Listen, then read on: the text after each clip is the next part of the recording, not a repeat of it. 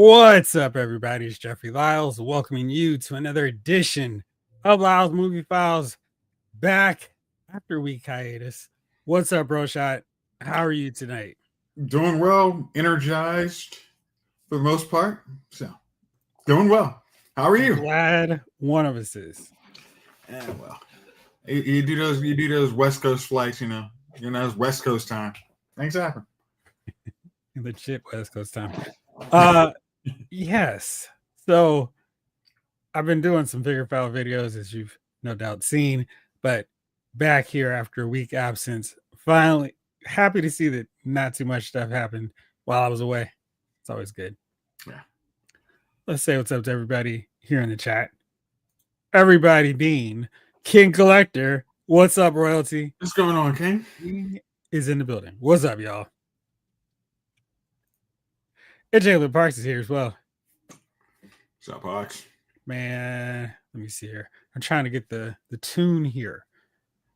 You got it? Ain't nobody bad like me. Cool. What's this? No. Oh, that's that one. He's gonna have to explain it to us later. Yeah. What's up, Jalen Parks? How are you? All right, let's see here. It's you and me today because Chief is not going to be here, and Norris Chuck is not going to be here either. I did talk to him. He'll be with us later on. I'll give you a hint. Not Prince. So Michael Jackson?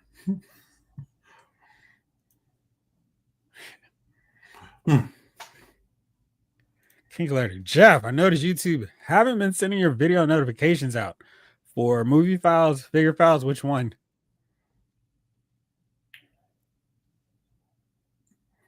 See, I was wondering if it was Morrison in time. All right, now I gotta look. Now I gotta look at it. I think now. Ain't nobody bad like. Cool. Oh, I'm trying to think in my head. Figures. That's not good. Huh. I wonder what's going on with that. Thanks for the heads up. I just have to go check out my videos, y'all. What's up, Michael Solis? How are you tonight? All right, well let's get this thing going here. I'm not gonna lie to you. When you sent out this topic, it was like, "Ooh, okay, can I limit this down to maybe only 15 selections?" Because there's a lot of cool characters. There's a lot you have there. I did it good on the assignment. I think I'll have some fun. Okay, let me do this first. Let's see if I can find him easily on here.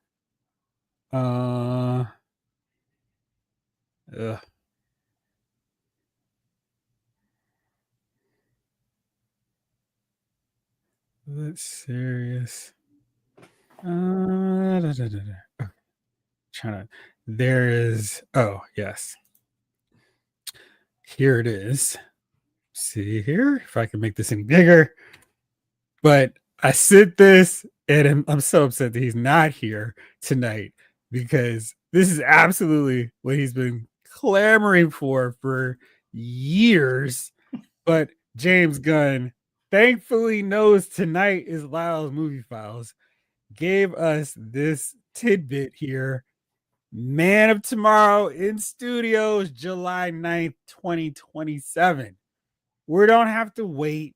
We are very quickly getting our sequel to Superman. Superman? Yes. And good news. The call went up. We are getting some reinforcements. It's not just you and me. Before we go any further, let's make sure to welcome Z. Wow, look at young J. Good King. Gosh, man. Young Hove about to change my name to Joe Peso or Ruple or Denier. I actually know where that picture was taken. My gosh. Old man. Good gosh. What's up, way too long, man. Jeez. How's it going, gentlemen? Cooling, man. We were just breaking the news. We were talking about the news from earlier today. We're getting that Superman sequel. James Gunn right up on it, like immediately. We've known that, hey, he's working on another Superman related project. He stressed it's not Superman 2, and we see it right now. It looks like it's going to be Superman teaming with Lex Luthor. Also, note he's in his green and purple suit of armor. So that's intriguing. And what I love about this, as you can very clearly see, he has got the one and only Jim Lee to provide the artwork for this. And man, it's like this is great.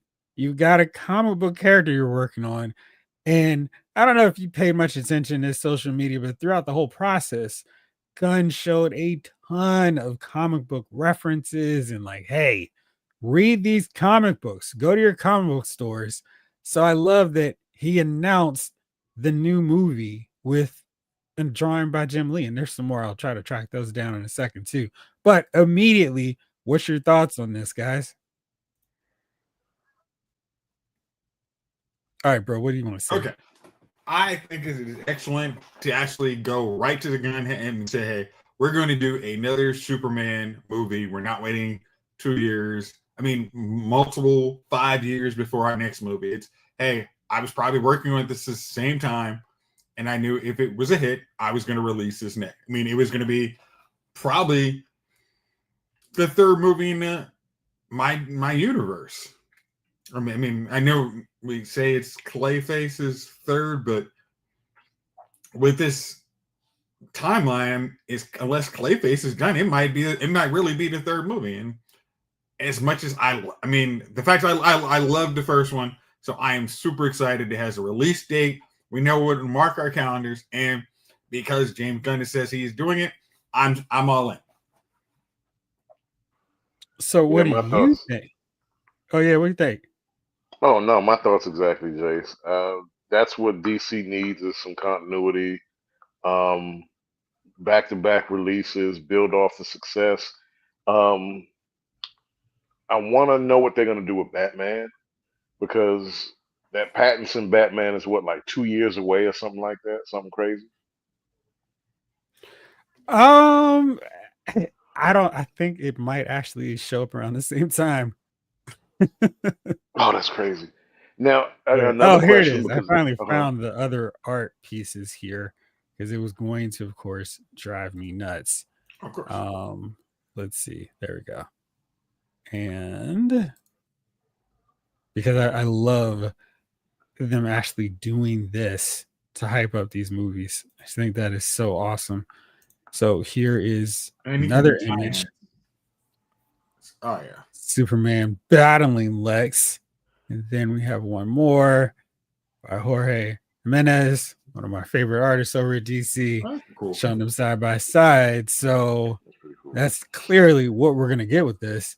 I think it might be a bit early to have Lex on the side of good, but they've done some great stories, especially in the DC Rebirth era, where Lex was a hero. So I'm okay with this. But go ahead, King. I'm sorry. No, I had a question for you. How far off is the next Pattinson Batman? Yes, you did ask that. Let me see here. Because they've just started to, boy, let me see here. Boy. Oh, okay. So it's set to begin shooting next spring, which means that it should come out in 2027. Will this make things more confusing is my question. And is this under the Gunn universe? No. No. And it's supposed to, as of 3 weeks ago, come out October 1st, 2027. So very confusing. So we're going to get, so to your question, we're going to get Supergirl, supposedly still Clayface, and Superman, Man of Tomorrow, then Batman 2 for everybody who's really invested in that at this point, because I am not. I'm really hyped up about the Gunn Saffron verse for DC, an Elseworlds Batman story. Would be 3 or 4 movies by the time the sequel comes out, which is really odd. And I know it made a bunch of money at the box office, but is there really that much demand for it? Okay. All right. Well, after Penguin, the amount of demand for Batman increased to me. But I don't know who your bad guys are going to be, what they're going to try and do, and it's to make this movie make sense. And also the fact is you're building a whole new universe, and then you're going to have to be out every day of the week explaining this isn't Batman. This is a Batman in another universe. I mean, I understand comic book fans are smart, yada yada yada, but the general public who is going to see these movies is easily confused. I mean, so trying to say, hey, this isn't the Batman that will be with Superman, David Corningsweet. This is a dark Batman who doesn't work out because he's emo and his own little universe. Like, that's not gonna really be cool. I still think I know they have him on contract for probably 2 or 3 movies, but movies probably just get canceled all the time. I just say scrap it, start fresh, go. I mean, if you want to do it elsewhere, 5 years from now, fine. But in the infancy of your universe, don't bother. Yeah, I agree with you there, Jace. I would have said, well, what do you guys want to make this thing disappear? We'll make the Batman a one-off, and we're starting over. Because I'm like really excited for an X-Men under the Marvel umbrella, right? I got so tired of what they were doing with X-Men, especially like the promise of what the James McAvoy and Fassbender X-Men movies until like what was it the last 2? Apocalypse and Trash. Oh. Oh, it was such a gut punch because the first 2 movies was Days of Futures Past and what was the other one? First Class. Those were good. Those were good movies. Really good. They're like the best movies in the X-Men whole deal. Oh yeah, because they embrace more what the tone and feel of X-Men should be, and then it was just all right. Just kidding. Back to normal, guys. Would you like to see Magneto in every movie? Ooh. Also, would you like to see Mystique in every movie? And look, I understand there's 8 hours of makeup and nobody wants to sit in the chair that long. But Jennifer Lawrence, you signed the contract. You got to do what you got to do. She was uninterested. I can imagine. She had as much interest as being there as I did seeing her on the screen as Mystique 80 times in 4 movies. It's like, gosh, please make it stop. I mean, because it's not that interesting. Because they just at the end of it, it was like, hey, in Apocalypse, it was okay. She can just go away. You don't need to see her. I'm pretty sure she doesn't really want to be there. So, hey, we're good, right? Yeah. Come back. Hey, if we need you in that 3rd movie or 4th movie, wow. Hey, look, by Apocalypse, she was wearing it on her face. I am contractually obligated to be here. It was like watching Marshawn Lynch at the Super Bowl repeating, I am only here so I do not get fined. It's like she was taking you out of every scene and she looked like she was pissed to be there. And I was pissed watching those movies. I mean, maybe she just read the script. Maybe that was the problem. She, unlike everyone else involved with it, read the script. Was like, this is garbage. I don't want to be invested in this. I'm not gonna get an Oscar for these movies. So you get the whatever those what are those Razzie? Huh? I mean, you're more likely to get a Razzie from those latter 2. She's like, I'm getting a Razzie for this. I'm going to give y'all a Razzie performance. Now, I was going to say, was it Dark Phoenix? Was that how long was she in that movie? Because too long, but it was okay. I will say the Dark Phoenix has one of the best X-Men action scenes in all the movies. That's it. But the rest of it is so bad. So bad. Yeah, I'll pass on watching a movie just for one scene. Is that the train scene, Jeff? The train scene. The train scene is awesome. They do a great job with it. And they're actually using their powers in a very X-Men way. And I was impressed. And for me to hate that movie as much as I do, but to talk glowingly about that fight scene shows the magnitude of how strong that fight scene is. Because it's like, wow, this is good in a horrible movie. Okay. Does it even match up anywhere near to X-Men 97's first 5 minutes? I mean, that's not even fair. Okay. I don't even know why you tried to throw that in here. I'm just saying that's why I have not watched. The only reason I will watch that is if we do a watch along. I have no interest in watching that movie. No. Well, and don't say less. No. No. That's not what we're going for here. I watched it again for a watch along. And speaking of X-Men 97, did my man really mess up that bad? Like, I heard some things. I didn't follow that because I was a lot going on. But when I finally sat there and watched X-Men 97, I was like, oh my God, this is great. What happened? And then when I did I did like a 4-minute dive into it. And then when I saw a photo, I said, yeah, I'm turning this off. Like, oh, you saw a photo? Gosh. Yeah, like, the photos that were circulating about like the creators' activities outside of work. Yeah. Yeah, and I was like, oh wow, this is a lot. But was it that bad the way they're like, huh? There's the X button. I couldn't find it with my mouse. There, I found it. I mean, is it so bad that we're never going to get a follow-up to X-Men 97? They're working on season 2. He's just not going to be involved in it. Now, from what I've read, and JC, I don't know if you had that, which you sent to me like a few weeks ago. He has been back on the hype train. Like, hey, I got to put myself back out there and let everybody know my real feelings on this thing.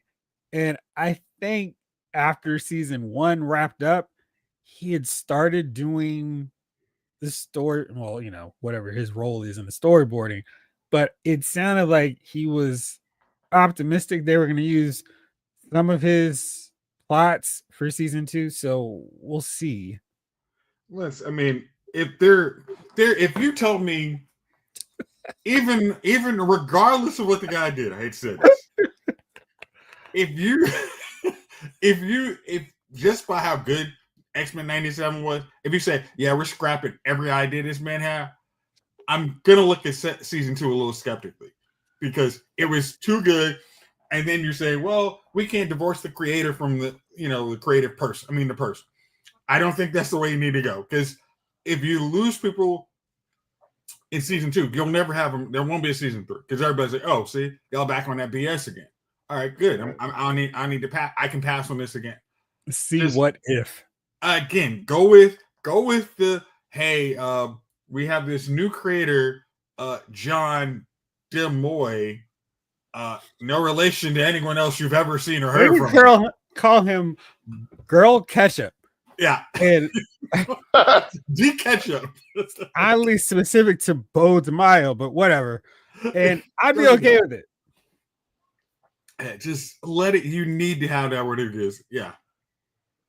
I think the deal is they struck out so many times with the X-Men, and to have that cartoon get it right on the first crack, it's like, why can't y'all all be like that? Why couldn't anything else from the X-Men be like that?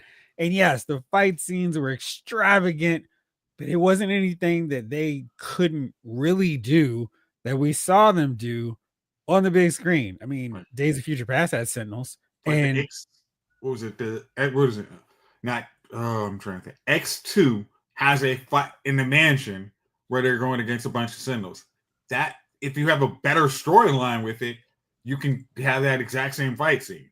You said X2 had Sentinels? X2, no, they had the random dudes, and Wolverine just beat everybody, Colossus, and no one else could do anything. It was once again the Wolverine show, and the rest of them are just sitting around.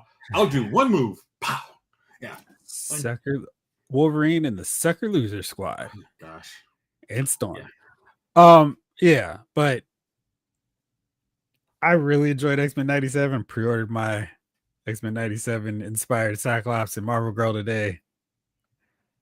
And guess when they're arriving? October 15th. They will not be opened until the 28th. I'm 26th, I'm sure. 27th, jeez. Jeez, I mean, we'll give you 3 chances. Man. Yeah, I'm looking forward to those. That will absolutely be a birthday open. But yeah, really excited about that. And Isabel Merced, who played Hawkgirl in Superman, tweeted to James Gunn, "See you soon," heavily implying that at least one member of the Justice Gang will be in Man of Tomorrow. And where there's one member of the Justice Gang, I can't imagine we won't see Guy Gardner and freaking Mr. Terrific. And maybe Metamorpho. I mean, I'm really excited about the potential of seeing them back, maybe with another member. Aaron Pierre, who's playing John Stewart. I was about to say Green Lantern, but yeah. I mean that's a Green characters. He was like, "Oh, exciting." Now, he might just be like, "Oh man, it's cool," but maybe he's going to show up in there as well. If it's going to be a threat big enough for Lex and Superman to team up, maybe he's going to take all the heroes that they've introduced so far. Hopefully, we don't see Clayface show up as well. I'm here to help, guys. And I know there's precedent for Clayface, also from the Rebirth era, as a hero. But I like to keep some bad guys as actual bad guys. Well, my biggest fear is they try and low-key Lex Luthor way too soon. He has his own motives, and yes, he could be on the side of the Angels for one thing, but he needs to still be at his core a wicked, vain a-hole who really only cares about himself. Yeah, that'd be a problem if we get the too fast face turn already. Yeah, we can't have him part of the Justice Gang in movie 3 like now. No, absolutely cannot. Let me see. Is there anything else I want to talk about on that end before we move along? Move along like I know you did. Did you watch 28 Years Later yet? I was wondering if you were going to bring this up. I did not watch that because I saw 28 Weeks Later, and I thought it was stupid. I mean, like, how you have the... And I'm sorry, I'm spoiling this because I don't want anybody else to waste their time on this movie. So, damn. I mean, because we found, hey, we got a rage zombie environment, and we find a survivor. This should have been the most quarantined survivor in the world. There should have been 24-hour guard around this survivor who potentially could lead to the cure of this whole plague that we don't even know an origin. Nah, we're gonna just leave her up. She's fine. Now, how suspenseful would that have been, Jason? Yeah, Jason's not trying to make movies. Again, and you've got to give that movie. You've got to give that movie credit for putting the dumbness on the kids. Yes. Yes. Again, it would have been the dumbness on the kids, but the adults would have done the exact same thing. Hey, Thanos, I'm gonna get you about that liking that guy's ass quip too. He thought I forgot, but I ain't forget.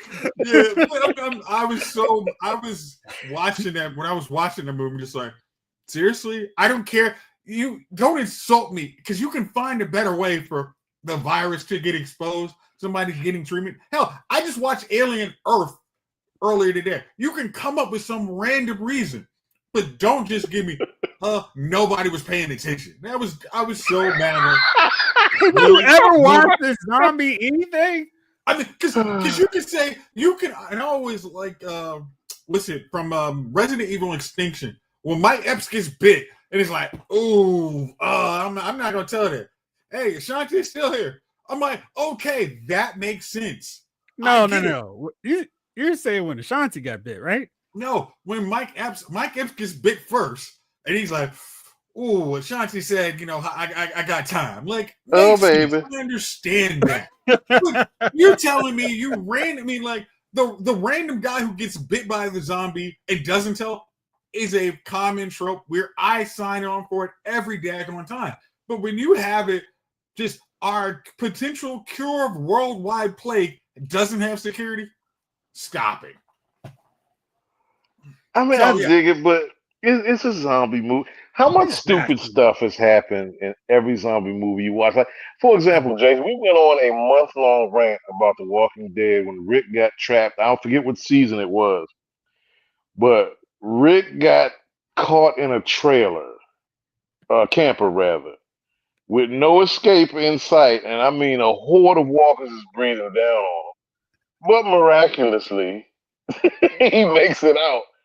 And I don't care. Hey, plot armor is fine. I don't care. I mean, zombie plot armor, great. And again, this is why I still say Dawn of the Dead is still the best zombie movie because everybody does the most intelligent thing until it's all downhill. Like, perfect.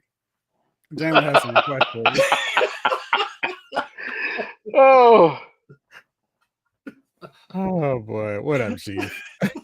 Garbage. But to answer your actual question, I've not seen it because I read the review on Lyle's Movie File, and it wasn't worth watching either.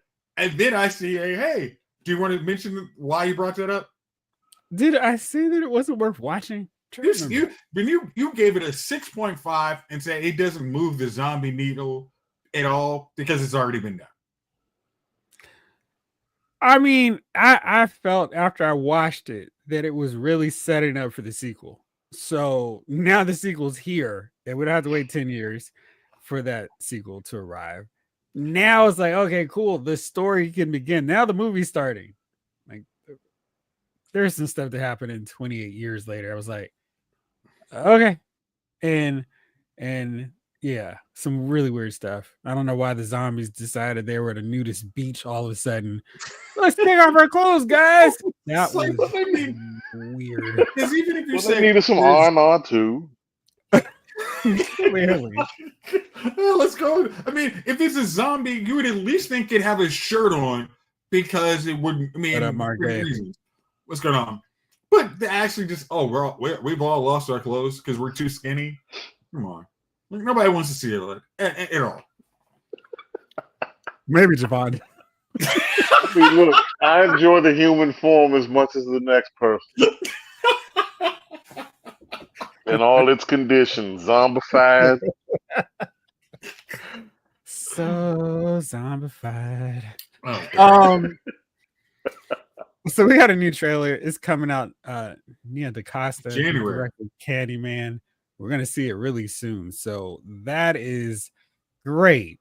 So if you haven't watched it, I would recommend just waiting until January. That way you can do a double feature, watch them both. Because really, 28 years later is just setting up the Bone Collector or the Bone Temple, and it's fine to wait. So I was curious about that. You mentioned another show that I am watching, and man, I haven't gotten. I know this week episode 5 dropped, and people are like, "Oh my gosh, it's amazing!" I haven't watched it yet, so I was really focused and dedicated.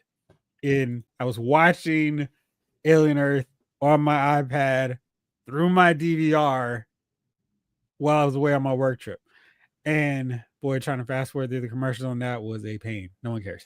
But that's what you got to watch the TV, bro. I have watched the first 3 episodes of Alien Earth. J. King, have you watched this show yet? I have not. Because I'm currently watching The Peacemaker, and I do things a little one at a time in my advanced stage. I need to take your approach on doing things because there's too much TV. It's a lot of TV, Jeff, and we talked about that before. It's like I can't fully invest when I know, okay, I'm going to jump from this to that, and by the time it's time to talk about it, it's like, oh, I forgot everything I watched because I in 3 days crammed in about 5 episodes of Peacemaker and Twisted Metal and Alien, and then in a few months we got Fallout coming back. So it's always something that's occupying your time in regard to viewership. I'm like, come on, man, give me some time. Let's spread these things out. I appreciate it, but let's spread it out some. I can't watch everything. See, that's why I stack up my DVR with stuff. I mean, I got Oh, a yeah. whole season of Daryl the Walking Dead. I mean, I still haven't gotten to season 2 of Dead City. And it's just like, Why are you watching that garbage? Why are you Yeah, watching that? hey, shit? Javon, I remember he's complaining about lousy zombie stuff. Hey, Jeff, if you want to complain about lousy zombie stuff, that is right in the wheelhouse right there. There is this hour of Daryl. I'm mumbling and I'm mad, but in France this time, who cares? End it. I tried to watch the show the first season, and I'm like, okay, it is way many years past my college French classes. And I really don't have time. At 10 o'clock at night, you want me to sit on the couch and read subtitles? That's never a good idea. Ain't happening. Yeah. And look, Daryl is a pretty thin character to begin with. It's not a lot there for me with Daryl. It's like, all right, He's a great ensemble character. Yeah, he's a great ensemble character, but you're talking about him carrying a show? Nah. But he can't add enough to it. He's got the new Messiah with him. You know what's wild? I've not watched episode 1 of the book of Daryl, and they're talking about season 3. I'm like, oh man, I'm so far behind. And then I go, am I? Because I did not sign on for all of the characters that I've enjoyed in The Walking Dead being split up into spinoffs. Just give me Walking Dead season 20, 21, 22. I'll be fine with that. I'd rather watch that, huh? I'll be fine with that. Yeah, I think most of them would have signed on for, hey, as long as you tell me I don't have to be here every episode for 9 months of screening. So, hey, I do 3 episodes for the season, and that's my arc. I'm gone. Go back to my other project.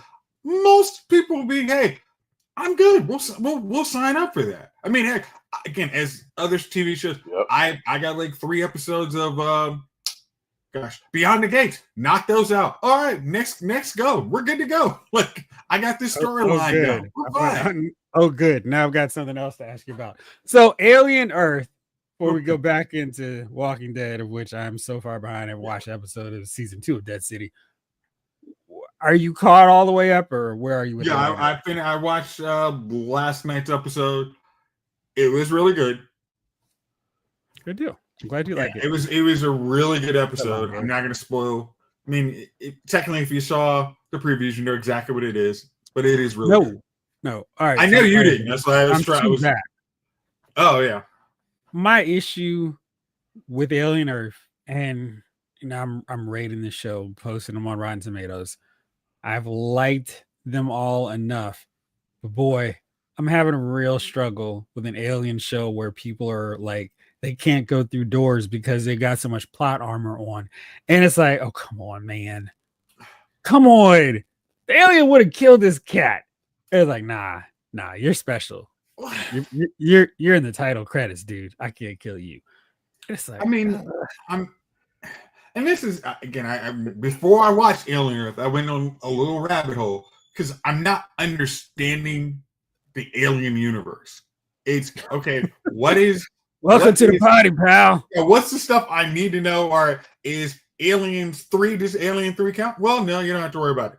All right, but do I need to know who Weyland-Yutani is? Well, yeah. All right, so how do I know who Weyland-Yutani is? Oh, well, you got to go down this rabbit hole. Okay, I'll bite. And like, oh, here's Peter Weyland. Oh, here's Guy Pearce's Weyland character.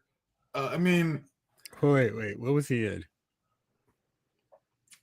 He was in Prometheus. Oh yeah, that was Prometheus. And he's in Prometheus and Covenant. But if you look at it, Alien 1 and if you look at Alien 3, the guy who is Bishop is a descendant of Weyland-Yutani, Peter Yutani. I think that's actually his name. And I'm still trying to, okay, how much do I need a backstory to watch this show? Because all of y'all have way too much plot armor. Because an alien getting loose in this place in 5 seconds kills them all. Absolutely. That's been my biggest problem with it. And like, what's with all this stalking, the setting up traps? I'm gonna kill you, but I'm not gonna The kill you right aliens now. always done. I mean, Yeah. it's hey. I mean, is I just watched. I actually really just watched. I finished watching Covenant. It's hey, you get in the shower in the alien universe, it's over. So you have to kind of do. I mean, it's cheap as saying you have to do something new with the aliens because Aliens 2 got this really great hype over the top, and they've never figured out how to get. Hey, they always keep bringing back all these alien characters, You xenomorphs. said So how Alien does everybody 2. know how? I mean, but nobody knew how to stop him. You said Well, Alien 2. What are you referring to, sir? Oh my that never gosh, happened. aliens! There was no a. He's just being way too You're technical. driving me Aliens, nuts, sir. Ron. Like, There's what is he talking about here? aliens, Yeah, exactly. Well, aliens, freak. this is the part that they always forget with aliens. We don't. We only need aliens. Got it right. Aliens got it right. We really only are going to care about or be emotionally invested in one or two characters. We don't care about everybody else. What we need is a bevy of bodies to throw at the alien. That's really all we need. Okay. Only 2 to 1 characters are definitely going to make it to the end of this thing. Mhm. Just give them a wave. Give the aliens a wave of humans you don't care about to kill. I mean, We can give them aliens ones that too. I care about too, but I need my top ones to survive. Yeah, and And that's what I some mean. They'll I would, survive. yeah, I feel bad if we lose them along the way, but not as much as I will the main characters. Unlike No, Alien Cubed, which I'm like, kill them all. How dare you kill off Higgs and Newt in the first 5 minutes? I yeah. mean, that movie started off on the worst possible. I don't know if I hated a movie more from the start than I did Aliens Cube. Like, Oh really? yeah, they set the tone immediately. I hate everything about this movie, and I don't care if everybody does. I mean, it was again. We have survivors. No, you don't.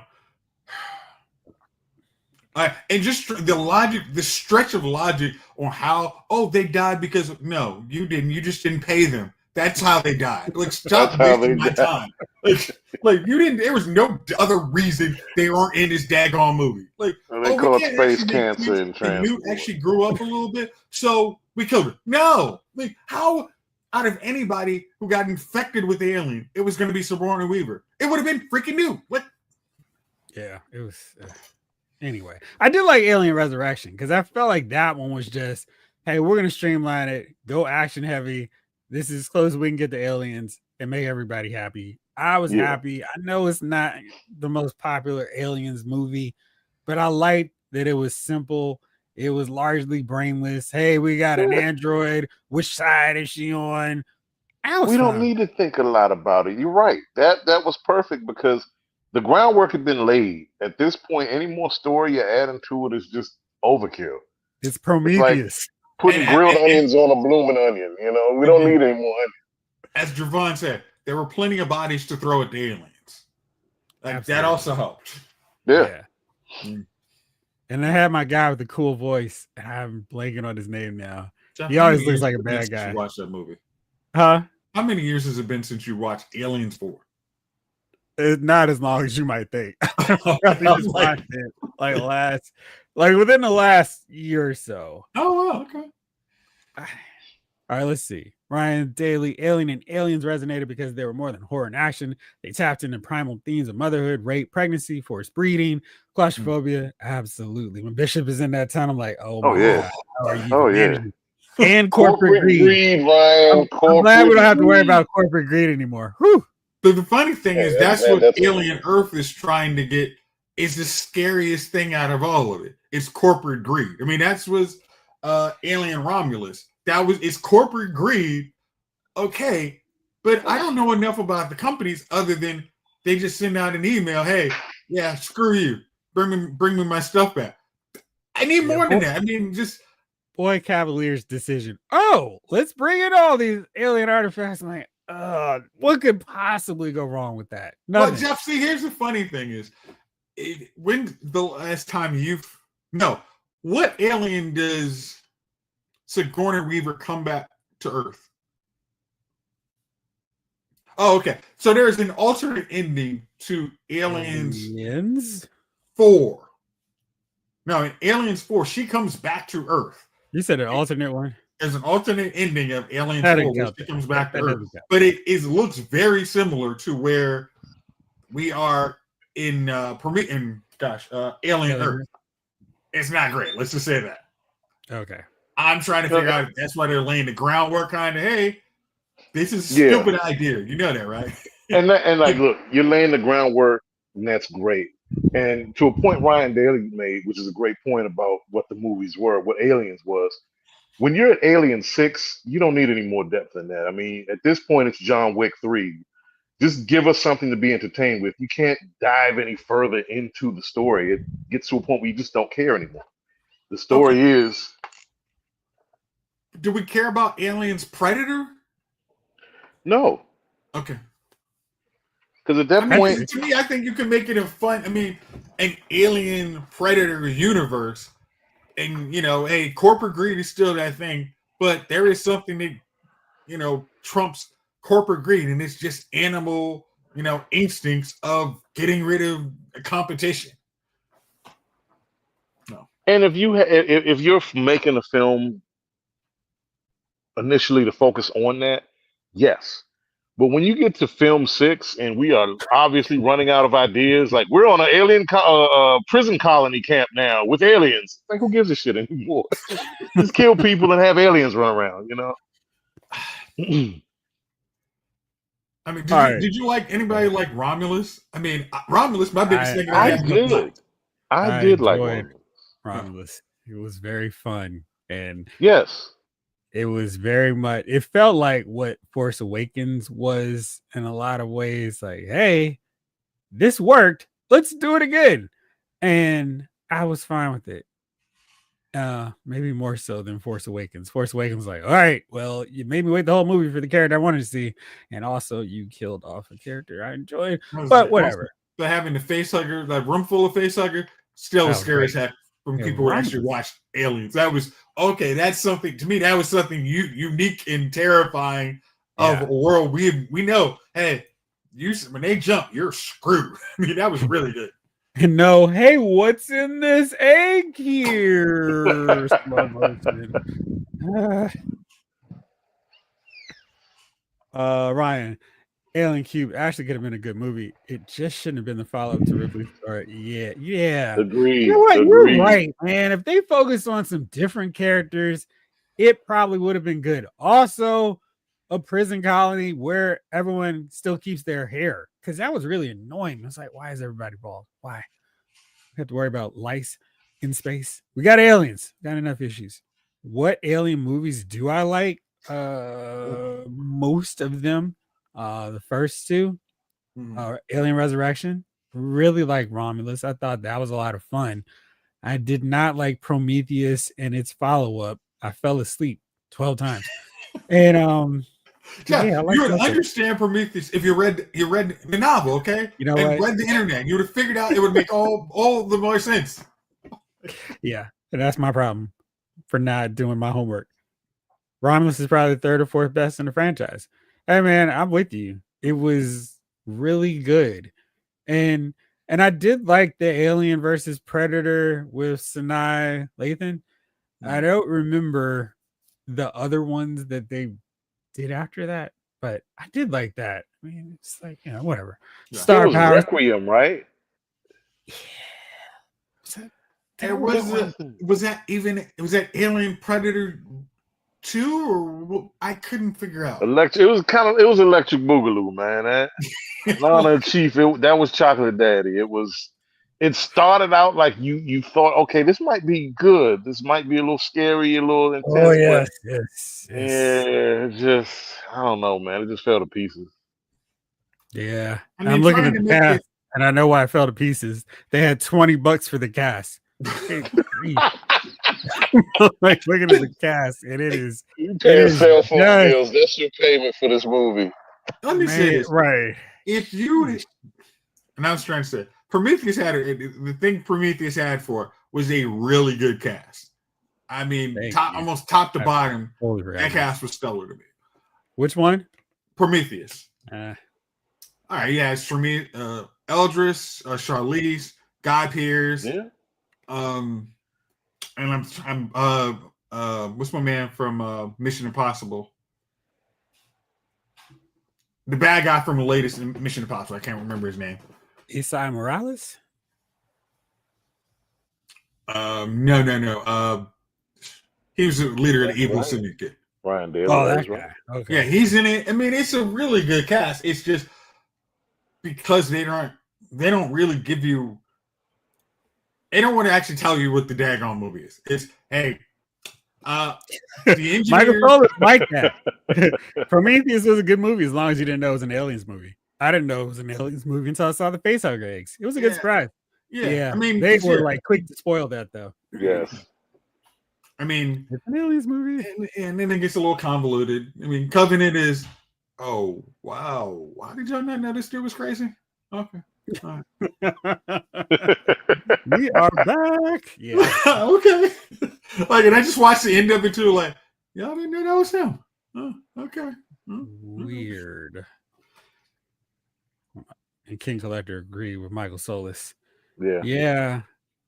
That's why I had to stay away from some of this stuff on it. Speaking of trailers, though, did you watch the Marvel Zombies trailer? Spoiler, I did not. But did you all? Mm-mm. All right, okay. Shot, what do you think? I'm gonna tell Florence Pierce, Pugh, one thing. Just because Marvel calls, you don't have to answer every call. It's like I understand they do some other really good things, and they don't need you for Marvel Zombies. Let the voice actor do that one. I mean, again, I like her in most everything. I think I like her in everything she's done. It's just don't get overexposed to Marvel. Just go, go do the what's my man?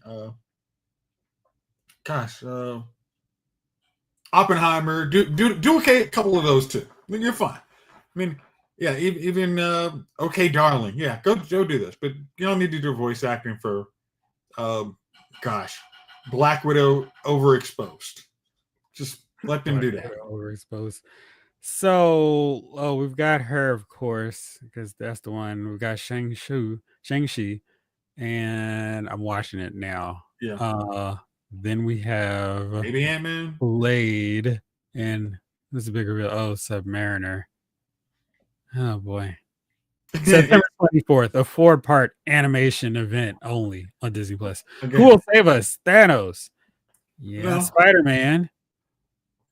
It doesn't make, again, I understand their need to try and make these heroes that they didn't do a very good job of doing great movies for, and then they're gonna, hey, now we're gonna make some animated and get them popping. No, it's not gonna, that's just not happening. Like, just move on. Like, hey, Marvel Zombies, we can have some of our A-level characters survive for a little while. That's why that Marvel Zombie episode of What If was really good, because you didn't just lose everybody in the first 5 minutes. You were just, it's Ant-Man and some random no names that have no chance. It's okay, you're losing some of your big characters as the show went on. It was, dang. They got Aquafina in this thing too. Yeesh. Huh?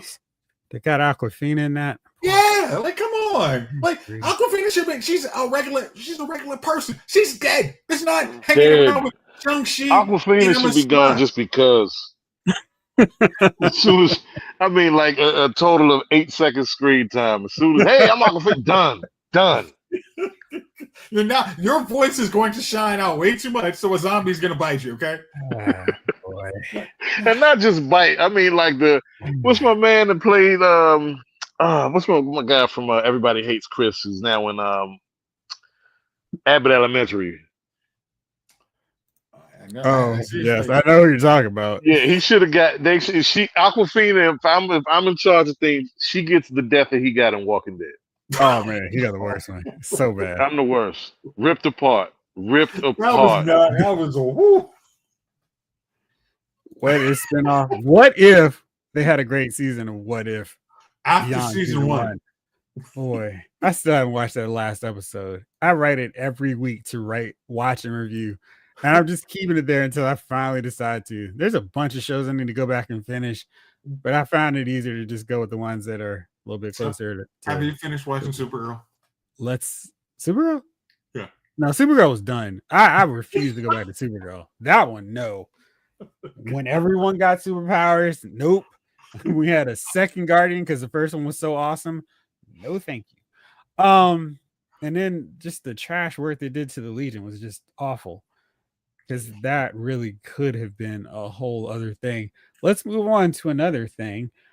We're getting what everyone has been asking for, a Tomb Raider live action series. How hyped are you for this? And I will tell you who the star is, who's going to play Laura Croft after I hear how excited you are for this TV series. Yeah. It's going to be on Amazon Prime. Okay, all right. See now, all right. Now you've got me more intrigued. Because if you said NBC, I'd be like, mad as shit. Again, the idea, just like Uncharted, this is a pretty brainless idea.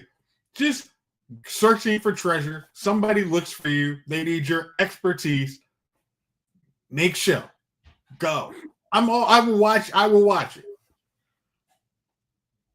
J. King? You're on mute. Okay, sorry. I don't know, man. I would want them to do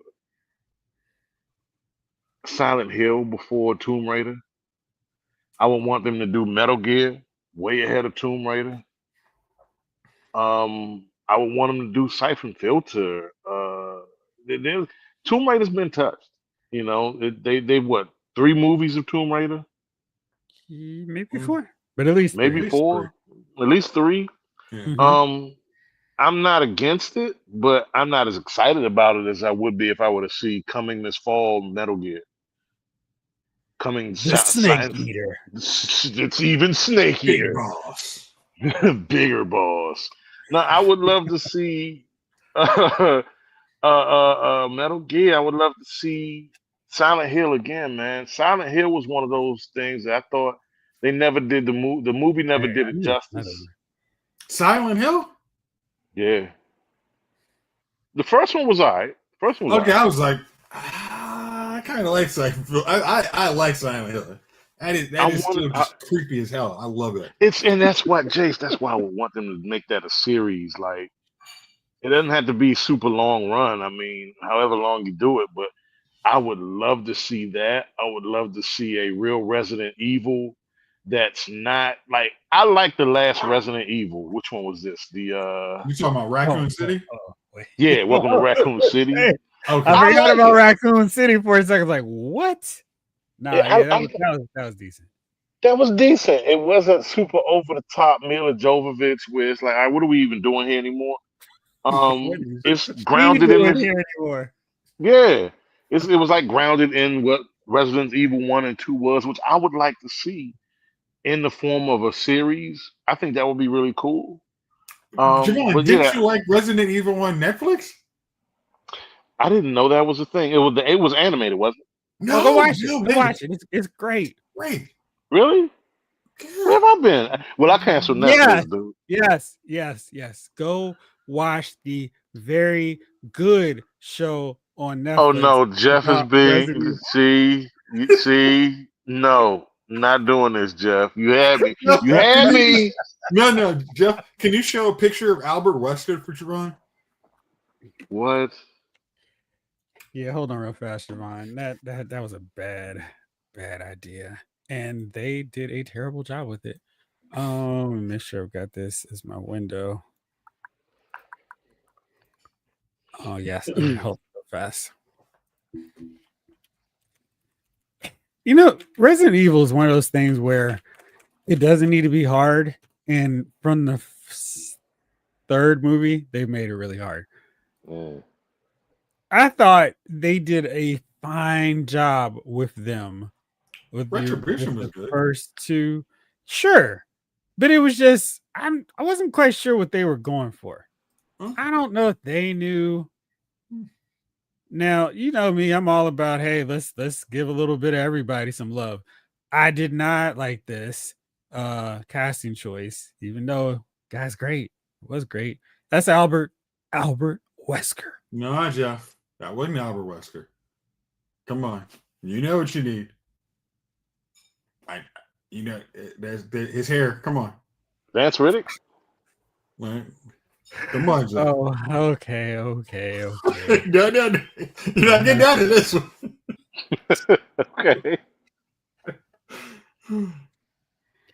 I was trying very hard to just avoid and act like it didn't happen.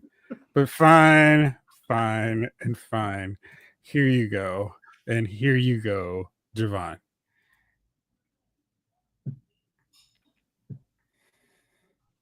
The hell? That's Albert Wesker. Blade? It looks like a really terrible Blade cosplay. Like Blade, like Blade playing at the public playhouse. Doing Blade at the local theater. Oh man, what is going on? All right, everybody, we'll be right back for a brief intermission. Yeah. Yeah, when they debuted him, it was probably a 6-episode mini-series or series, and then they brought Albert Wesker. Was just stop. Y'all are doing my man Lance Reddick wrong. This is horrible. Like no. And James says honestly, something like Tomb Raider could really work as a show. Don't go for prestige. Make it like an 80s or 90s adventure series. I like that idea. Lean into the sexy. We can't do sexy anymore. Hey, stop that. Yeah. There's so many pearls to be clutched. And Instagram for people to go to instead. Lean into the Indiana Jones-ness. Lean into the fun. Man, think about if you did week-to-week shows of her getting a clue to go to this location, that location. Hey, look, I'm with you, Jamelin. I had to say stop that because you got me thinking about one of my favorite late 90s shows that was just TNA all over again, and that was VIP. Yes, VIP is awesome. We were talking about that. That was awful. A while back, man. VIP understood what it was. And that's what made it so much fun. It's like nobody's trying to win an Emmy here. We're not going for any awards here. Oh, this is a 44-minute wet t-shirt contest. That's all this is. Was Pamela Anderson had a friend who wanted to be in TV, so we made a TV show. Like, come on, man. I mean, when it was on, did you turn it off? I didn't. Nope. Oh, looks like a VIP episode's on. Oh, Natalie Rotano and short shorts. I guess I'm having my afternoon. Yes, I'm here for the duration of this. Oh, it's not a marathon. It's just one episode. But yeah, man. So Sophie Turner is going to be playing Lara Croft. Sansa, Game of Thrones. I know. Okay. What's her name? Sansa Sophie from Game of Thrones. So that's not a bad casting choice. Right. And she was working. I remember I saw her working out for it. Yeah. Let's see. We can rock a ponytail look for her. Let me see. Is this a good I was ponytail? gonna say something that get me canceled. Don't get canceled, King. Don't try it. I ain't got nothing to cancel. Who am I? They don't even know. They don't even have a recent picture. Oh God. I'm fighting the urge. So she ain't got the jugs for it. Sorry, Jeff. I'm glad you won out on that battle. It was not a hard fight who won that battle.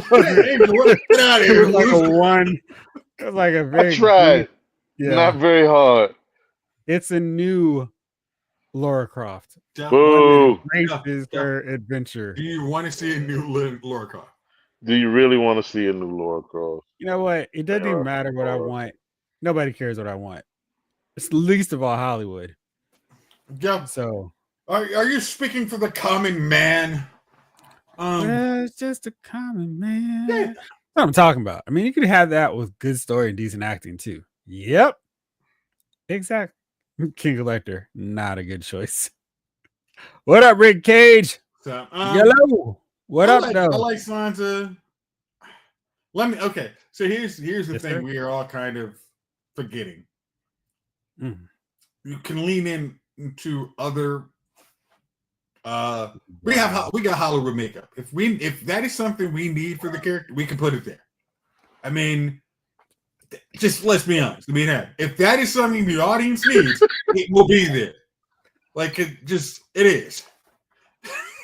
Jay Willie, you get it. You get it.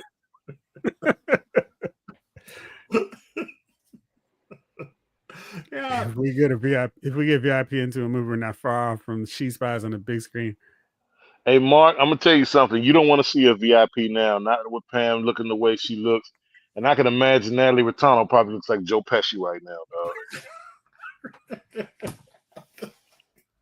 dog. We forget how long ago that was. That was 25 years, right? 26 I feel like it years. was way longer than that. Again, that was in DC. Again, that was definitely 25. Yeah, that was a minute ago. Yeah. At least we've got the VHS tapes and Tubi to remind us.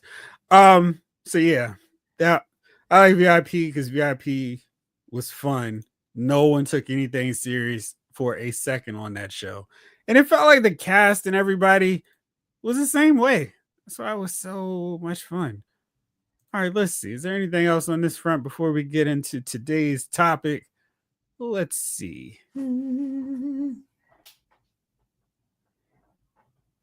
Let's see.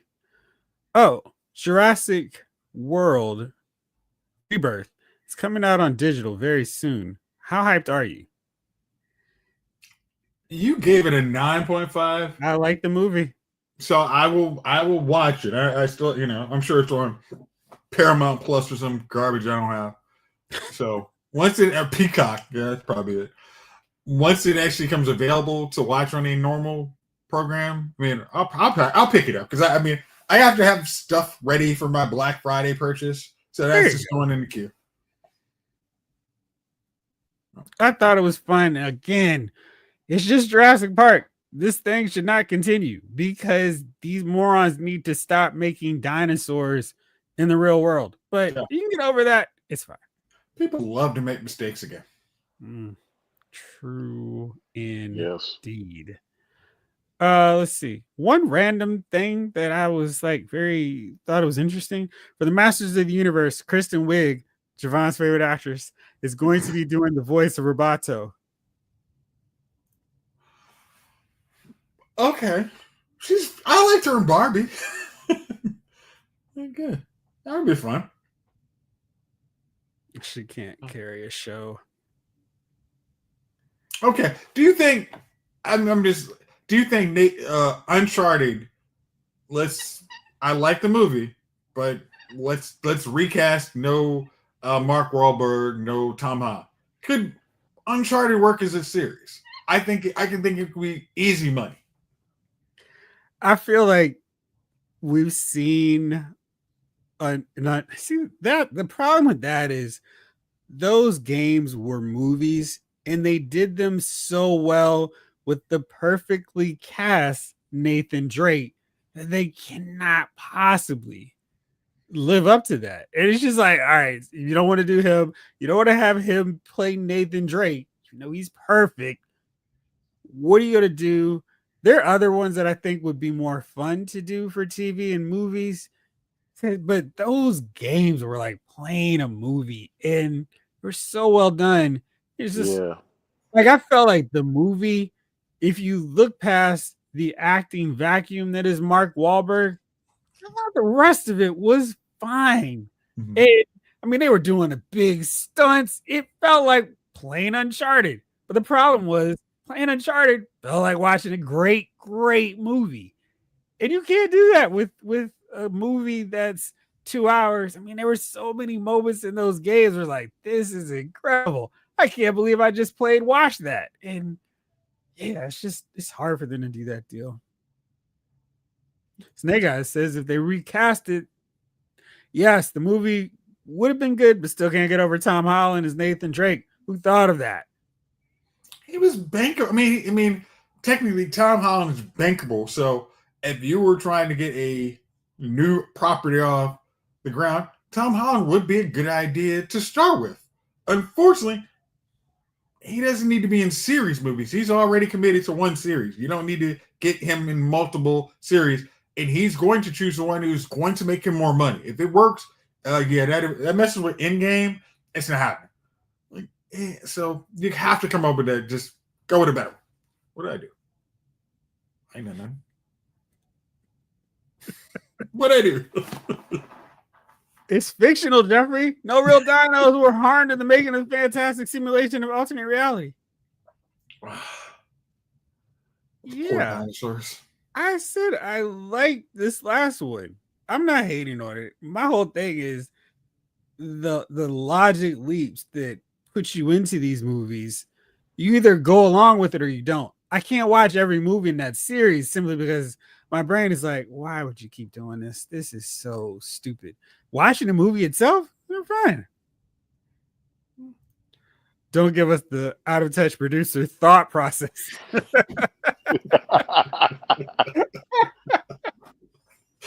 Movies are like just you keep burning down your house with a grease fire. It's like bake something.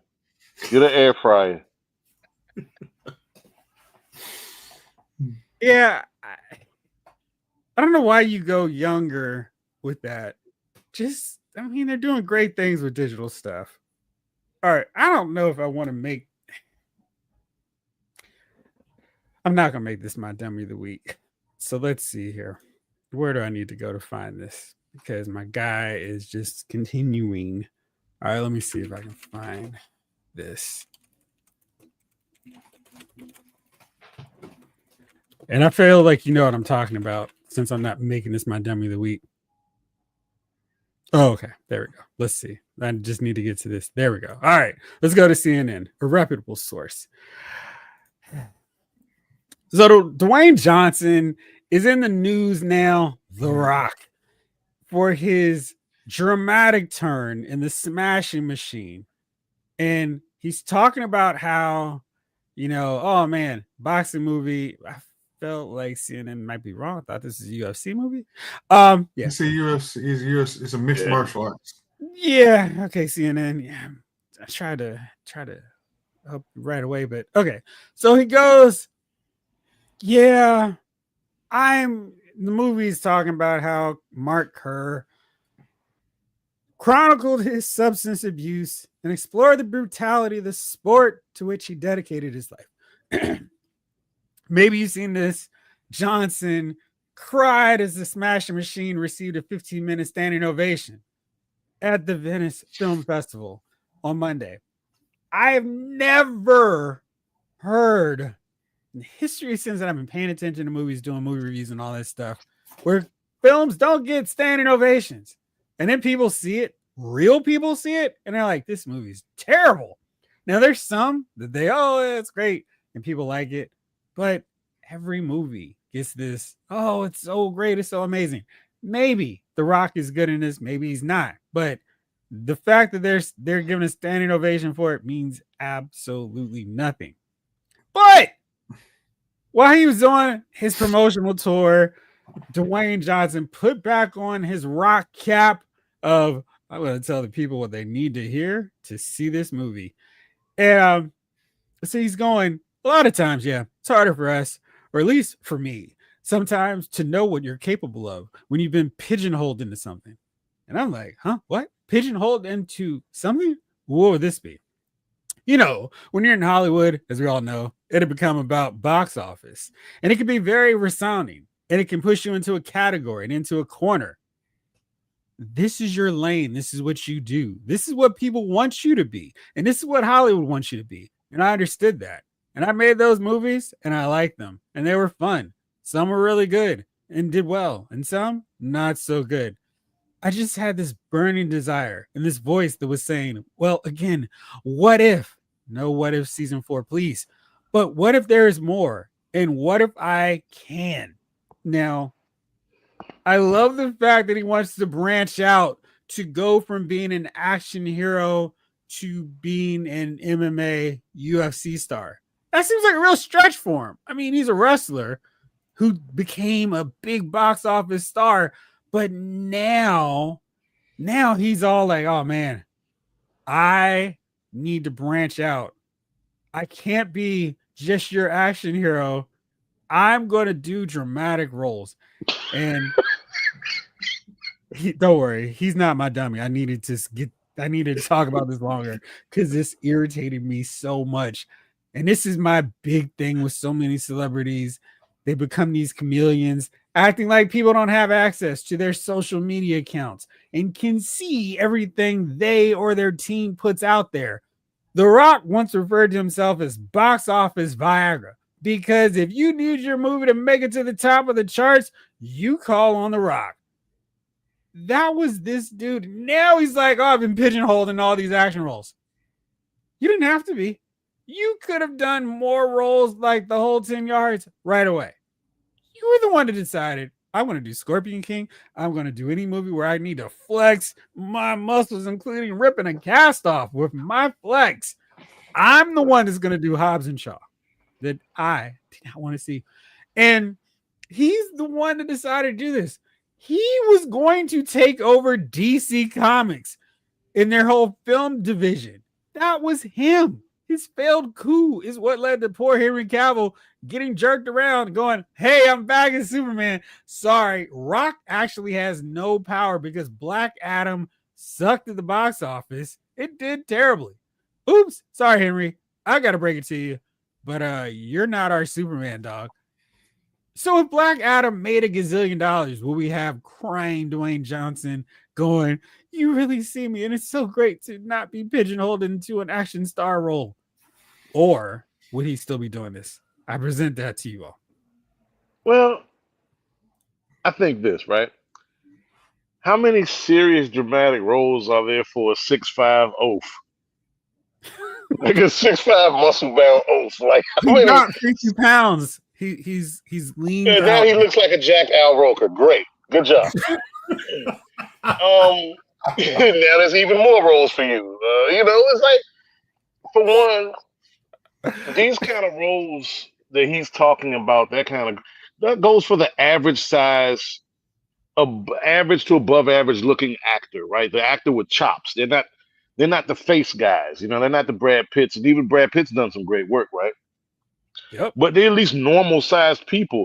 How you're gonna see a 6'5" muscle bound guy crying in every movie or brooding or going and showing his emotional range? No, you want that guy to be an action hero because of his size. He's a big dude, right?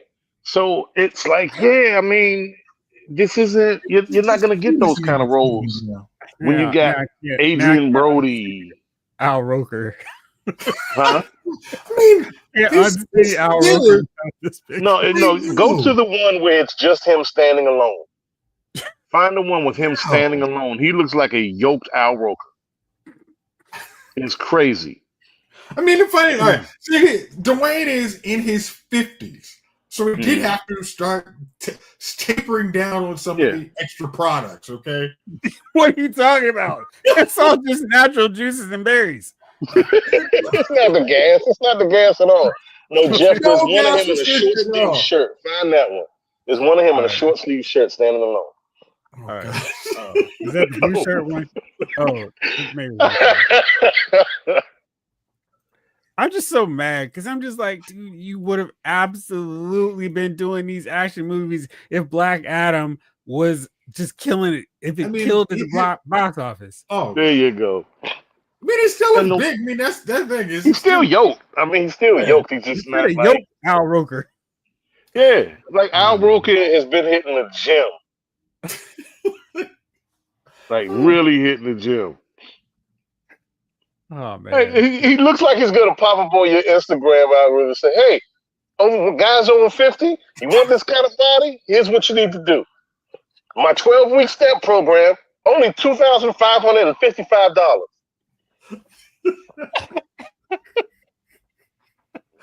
He's gonna get you in shape right in time for your wedding, prom season. He's gonna get you in shape. High school reunion, 40th reunion coming up.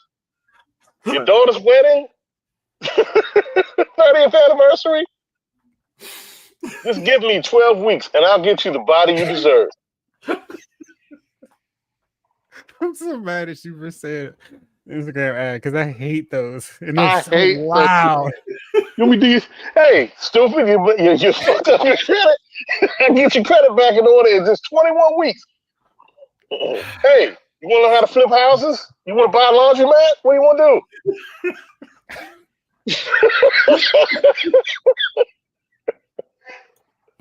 Okay, so for Rod, I mean, it's would it be if you weren't What's up, Maurice? as big as you were, you would have been the background actor henchman. But you have the charisma to be who you are. You, as Javon said, you being 6'5" puts you out of the frame with a lot of these actors and actresses. It's not a lot of just your size puts you. You can't be in the frame. It looks odd to see this 6'5" dude who is a former football player. You're not just regular guys who are just tall and lanky. You got the size. You will look odd as hell doing that. And trying to act like, oh, what was me? It's like, bruh, that you cashed them checks every time they came into Blockbuster. You were, no. I'm actually looking to see if I can actually play Othello. So I'll pass on this one. Like, no, let's stop it. Hey, look, as much trash as I talk about Statham, because, hey, look, Jason Statham is rinse, wash, repeat with his movies. Y'all know. About? Hey, what are you talking about? I'm a former MI5, I'm former CIA, former Black Ops, PsyOps, Black Ops, and I'm just a regular guy now trying to live my life until these bad guys came along and did something bad. And now I got to stop them. Did anyone see The Workman or whatever that was called? It was good.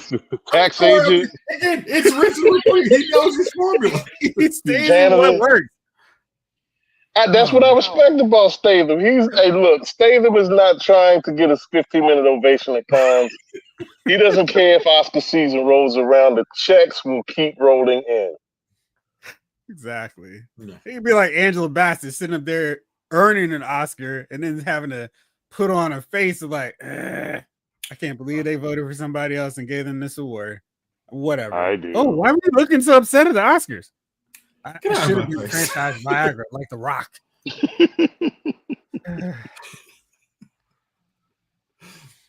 Exactly.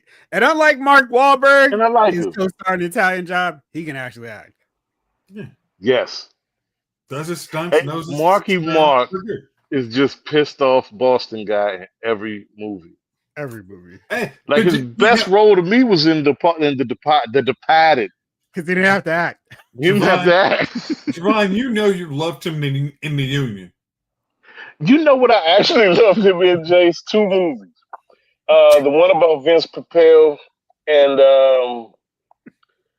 what was it? Hey, hold on, Jay. Listen. The title, and it's simply says something like "Me, Tim. I'm the beekeeper. I'm the janitor. I'm the beekeeper was my favorite. The beekeeper was awesome. Talk about suspending disbelief. This man, like, what? A secret network of beekeepers? What the hell? Whatever. Hey, that's a long title. Like, y'all got a secret? Yeah, bring it on. Exactly.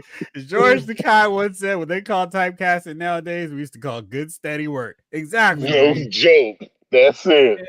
And Jason Statham gets it. Like, why am I going to stop this? Did you see him? I mean, I saw Jason Statham diving off a yacht in Venice. I don't think he's too concerned about it. I don't think he's tripping. Great acting roles just don't come to me yet. Like, come on. Yeah, no. Hey, look, you can take your outhouse film and its salary and shove it up your ear as far as Statham is concerned.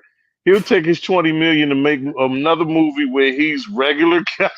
Now regular guy who was former insert badass here. You mean the plumber? Jake? The plumber. You mean the insurance guy? Jake? My name's Mark. Okay. I mean, the thing is, I remember Jason Statham from when he was in Lock, Stock? Lock, Stock. Yeah, I can't use the one I remember him from, but it's Lock, Stock. Germans. Huh? It's the Germans. It was the second one. I can't say the name one. Why? It's the name of a movie title. Yeah, well, but it was. Hey, I was regular guy. I was not the lead guy. I remember what those checks were like. I can get that Joe's any day of the week. I can be that British dude, or I can be the dude who works out all the time. and has $20 million coming in every month. Every year, there's a $20 million break. Every year. I don't hear him complain about that Fast and Furious money. Not at all. Nope. Like, word? Bet. Anyway, so I had, because I knew that was going to be longer than the dummy of the week statement for me. So I had to insert it here because I was like, oh my goodness. Yeah, I mean, snatch is like you snatch something. I don't even understand why you're worried about it. Jace just took it to a whole gutter level. You didn't say wet dripping snatch or nothing like that, Jason. See, Jeff, this is what happens when you send me the invite. And grab it in the pool, and it yes. All right, so now we're gonna get to the topic that David Thanos so kindly sent along to me, and let me pull up the nice job, Thanos. Yes. All right. So David Thanos and I were chatting on the gram where the guy was telling me, "Hey, fatty, lose some weight." I was watching an interview of Don Johnson, one of the coolest guys ever back in the day. Yes. He gave me an idea for a show topic. TV show iconic characters, of course. And I have taken that, co-opted it to say coolest. Because I feel like iconic, coolest, because I feel like we could do another one on funniest characters. So I wanted to go break it down a little bit further just to cool.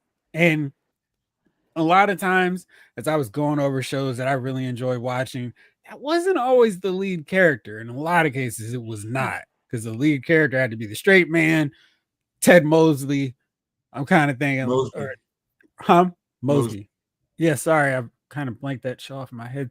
So those kind of characters, they have to be this character. So the funny, quirky character, the best friend, the cool character. Thinking of like she's out of your league. My guy is not the cool character. The cool one on that crew is Mike. He's just like, hey, he's just hanging out there. I mean, I don't know. I mean, that guy's kind of cute, but come on, show some respect, man. Have some pride. Okay, I agree with that. Love that movie. So now Samuel Jackson in any movie. TV shows. We're keeping it to TV shows. I want to make it harder. Clutch the pearls. I'm spat at my Coke Zero just now. Always good to see the background is appropriate. We have Jay King with us tonight, so we're blue. So with that said, I'll get us rolling. And I, of course, always try to use people for the thumbnails that I'm not going to go with. So I'm going to go with 2, and then y'all can go from there. Okay. I will share one honorable mention first, and then one of my actual ones. Zach Morris from Saved by the Bell. Zach was 90s cool, and he was hanging out with all kinds of people, and he had the jock, he had the hottest girl in school, he had the hottest girl in school, and he had the nerdy girl in school, and he had a quirky friend hanging out with him. That was his crew, and Zach he broke that fourth wall a lot, did a lot of Ferris Bueller interaction with us. So that was fun. And he absolutely was the fun guy on the show. And Javon private messaged me to say that Zach Morris is trash, which I just think is hilarious. But there was a whole series. Jeff, really quick, there was a whole series on YouTube dedicated to why Zach Morris is trash. I don't know if you've seen it, but check it out. It is hilarious. Because they painted Zach was the problem in everything. He was the problem. He was, but it was a show about teenagers. So I always give dumb teenage shows a break, which is why I can't watch teenage shows now, because I'm like, as an adult, that's really irresponsible of you. What a terrible friend. It's like, wait. Clearly, this is not for you anymore. So on my actual list, I am going to start off with a cheat. I'm going to put 4 people for my coolest character on TV. But once I explain it, you'll understand. My first one is Joel / Mike and Tom Servo and Crow T Robot, aka those silhouettes in Mystery Science Theater.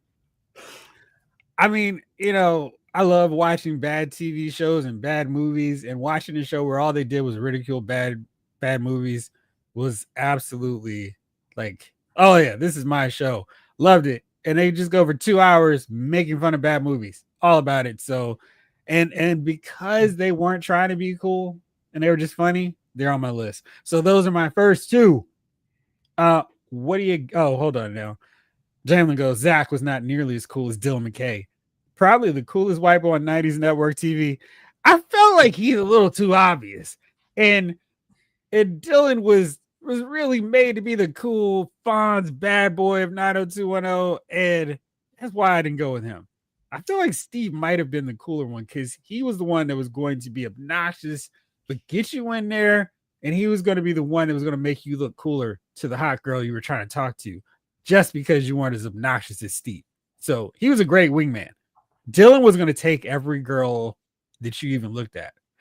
Oh, hey, what's going on? Dylan, here's my number. And it's Is your girl? No, right. Yeah. All right. So that's my first two. Cool. Jace, how about you? Okay. So speaking of wingmans, I'm going to go with one who used to be the coolest wingman in TV. And that is season 1 and 2, Barney Stinson. No other Stinsons in that 10 episode, whatever run it was. It was 1 and 2. He was actually a cool friend that would actually hype you up and actually was cool to be around. After season 2, he was a jackass.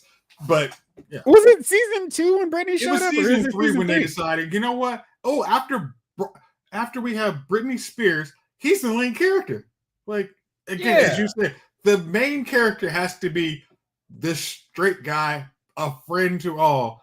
And they just said, no, it's got to be Barney. He's the coolest one. It would be like putting my number 2 person and making him have a show. And that's Joey from Friends. You don't put that person is this seeking freaking star of the show. They have to be. That's the funny, hey, you're cool. I'm cool for being around you, not them being the show. You know, that makes me think. It was 6 of them. It was a pretty big ensemble, and they had some supporting characters. I wonder if I could go back in time and after they finished doing Friends for 10 seasons, what about a Joey spinoff? That could be pretty cool. Stupid as hell idea.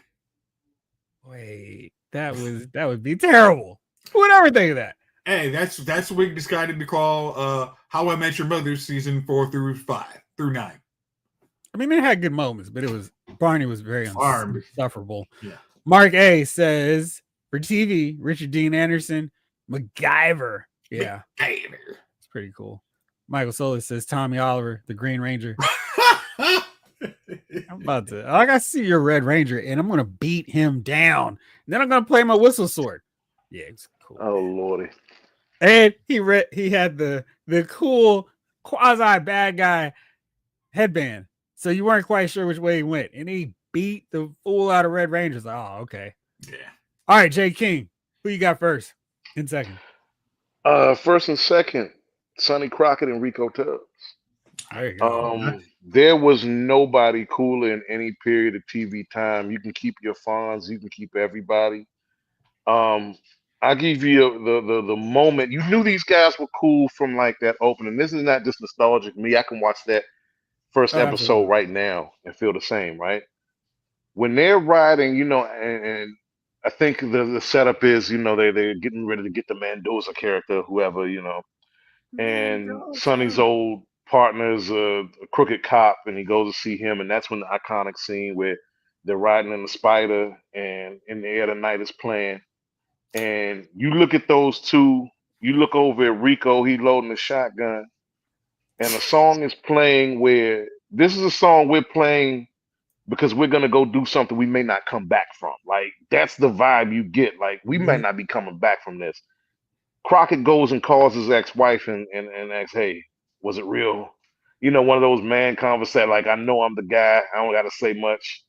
And I'm going to hang up the phone before you can even say bye. Just for the added, and throughout the first 2-3 seasons, before that show got incredibly dated and full of itself and bloated and stupid, where every week there was a cameo from somebody, That those first two seasons were gold, and these guys were like the standard of cool, not just TV cool. They had a nation and people all over the world trying to dress like them, wearing the linen and the wicker shoes, and everybody wanted a white Ferrari and Armani suits with a T-shirt. Like it was a thing. Like that was a cool show, and those guys were incredibly cool. They really were. Absolutely. I made one of my favorite video games too from it. Vice City. Vice City. Absolutely. I mean, just from playing, it's like I'm in Miami Vice. But yeah, great choice. Mm-hmm. Rick Cage says Avery Brooks as Hawk and as Captain Ben Sisko. Great choice. You took one of mine, man. Avery Brooks, man called Hawk. Hey man, don't we want to have him as a background for Spencer for Hire? No, nobody's interested. Okay. How about his own show? There you go. That's there you are. Eight All episodes. Right. Let's see where I'm going to go next. I'm going to go for a very, very different duo here and complete opposite ends. Now, this one is one of the few to break my rule. Mayday Sam Malone. Cheers.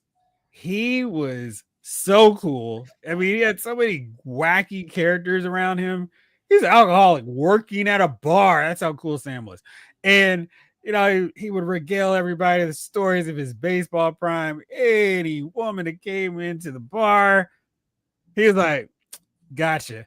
And I just love that show. It was one of my favorites. He was so good in that. And the whole Diane thing, and then Rebecca, it didn't matter. He was great. And he was just so cool because everybody was like, say, Sammy. And Sam could be low, and everybody still thought Sam was cool. So, absolutely, one of the coolest characters to me. Next up, who's cool for a totally different way, is Uhtred from The Last Kingdom. The baddest fighter I've seen in any of these shows. He was just like, he just did his thing, had a sword, and he went for it. And he led people. He went along with stuff, even though he didn't like it. He had attitude, a little surly sometimes, fell in love, got hurt. But I mean, he was just consistent force and kicking off every episode going, my name is Uhtred. I was like, yeah, man. By third season, I was all into it, huh? Uhtred, son of Uhtred. Yeah, man. My guy. So, yeah. Mayday Sam Malone and Uhtred, son of Uhtred. From The Last Kingdom. If you haven't watched that, I think it's still on Netflix. Yeah, it's a great show. Please give it a shot if you like a manly man. And I hope your son is a manly man. But it's great. Like, just cool combat characters you're going to get invested in. Good stuff. Yeah, you might not remember any of them's name, but they're cool. It doesn't matter. Bruce Willis is David Addison. Absolutely. Kept the light on for you. All right, bro. Shot. How about you? All right, my next one is going to be Morgan Edge from Superman and Lois. That should have been that series. Lex Luthor, he was cool every time he was on screen. Presidents, I mean, you know, he was watching out for his wife. I mean, he was going toe to toe with Superman. His acting's like, nah, I got this. I mean, presence, awesome. Then on my other side of the spectrum, versus hero versus villains, I'm gonna go Jack Bauer. That dude, man, if you got through one season and be like, that is the freaking coolest character ever, I'm impressed because that dude was awesome. I mean, and then even at the end of the season when everything's, I was like, dang, this is what it was for. I mean, like, man, that was cool. So, and I'm back on 24 again probably after tomorrow. So I'm all in. I think season 3 has my favorite Jack ending. Because it's like one where it's like, okay, it's all right. It's just like a lot happened here. I mean, he's got. And the weird thing is, they had some earlier walk-off ones, and it was just, oh, okay. It wasn't a cliffhanger. It wasn't. You didn't know what was going to happen. It was just, and those were those. Oh wow! I was like, this is your reward. Wow, great job. Yeah, so. Thanks. All right, J King, what you got next? Um, it was a toss up for me because I love Dallas and I love J.R. Ewing. I think J.R. is the bastard of bastards, and he is cool. Like J.R. Most people would not peg him as cool, but J.R. is pretty cool. But I had to think about it. Who was cooler than J.R. was to me Ray Krebs, because the only thing that J.R. lost points for was he would back down. J.R. got punched in his face a lot. He got his comeuppance from that, getting decked a lot, and backing down from the fight. Between Ray and Bobby Ewing, Ray was always down for the scrum. He was 10 toes down for everything. And Ray had a cool, calm, and quiet nature about him, but don't get Ray wrong.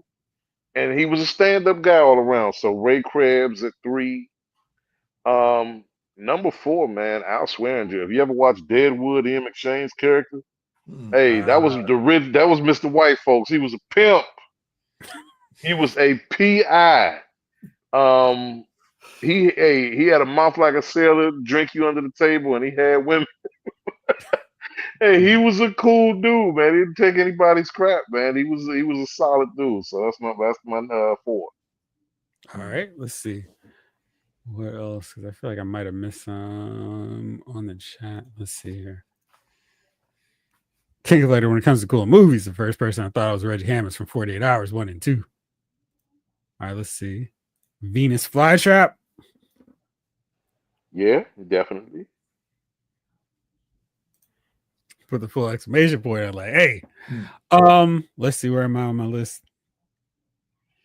Okay, so let's go these two. We mentioned him already. Daryl Dixon. Daryl was very cool in The Walking Dead. He had a little bit of that Barney thing where it was like, oh, he's too popular to get killed. And they did the thing, if Daryl dies, we riot, and it really felt like, okay, we can't kill him. But early, I'm trying to figure out at what point Daryl went from, man, this dude is super cool. He's kind of cantankerous, a little bit argumentative. He doesn't want to play nice with everybody else, but he's like, all right, well, I'm here with y'all. Y'all might have killed my brother off because he was being a jerk, but I'm going to roll with y'all. I really, really thought early Walking Dead Daryl was a great character when he was keeping his distance, but still part of the herd or pack. And maybe, I don't know what point he became like a cool character and went to just being like a regular main character. But supporting character Daryl was awesome. Next up, John Locke from Lost. John was a great character. And as we learn about him, like, whoa, this is crazy. And until the end, I don't want to spoil this. Let's see. They did a great job with John Locke as a cool character on Lost. And he had cool characters who wanted to hang out with them because he was cool, a little edgy as well. And they did not make the mistake of making him like the leader of the group, and he had failings and he failed. So I really dug him. So that's one for me. Let's see here.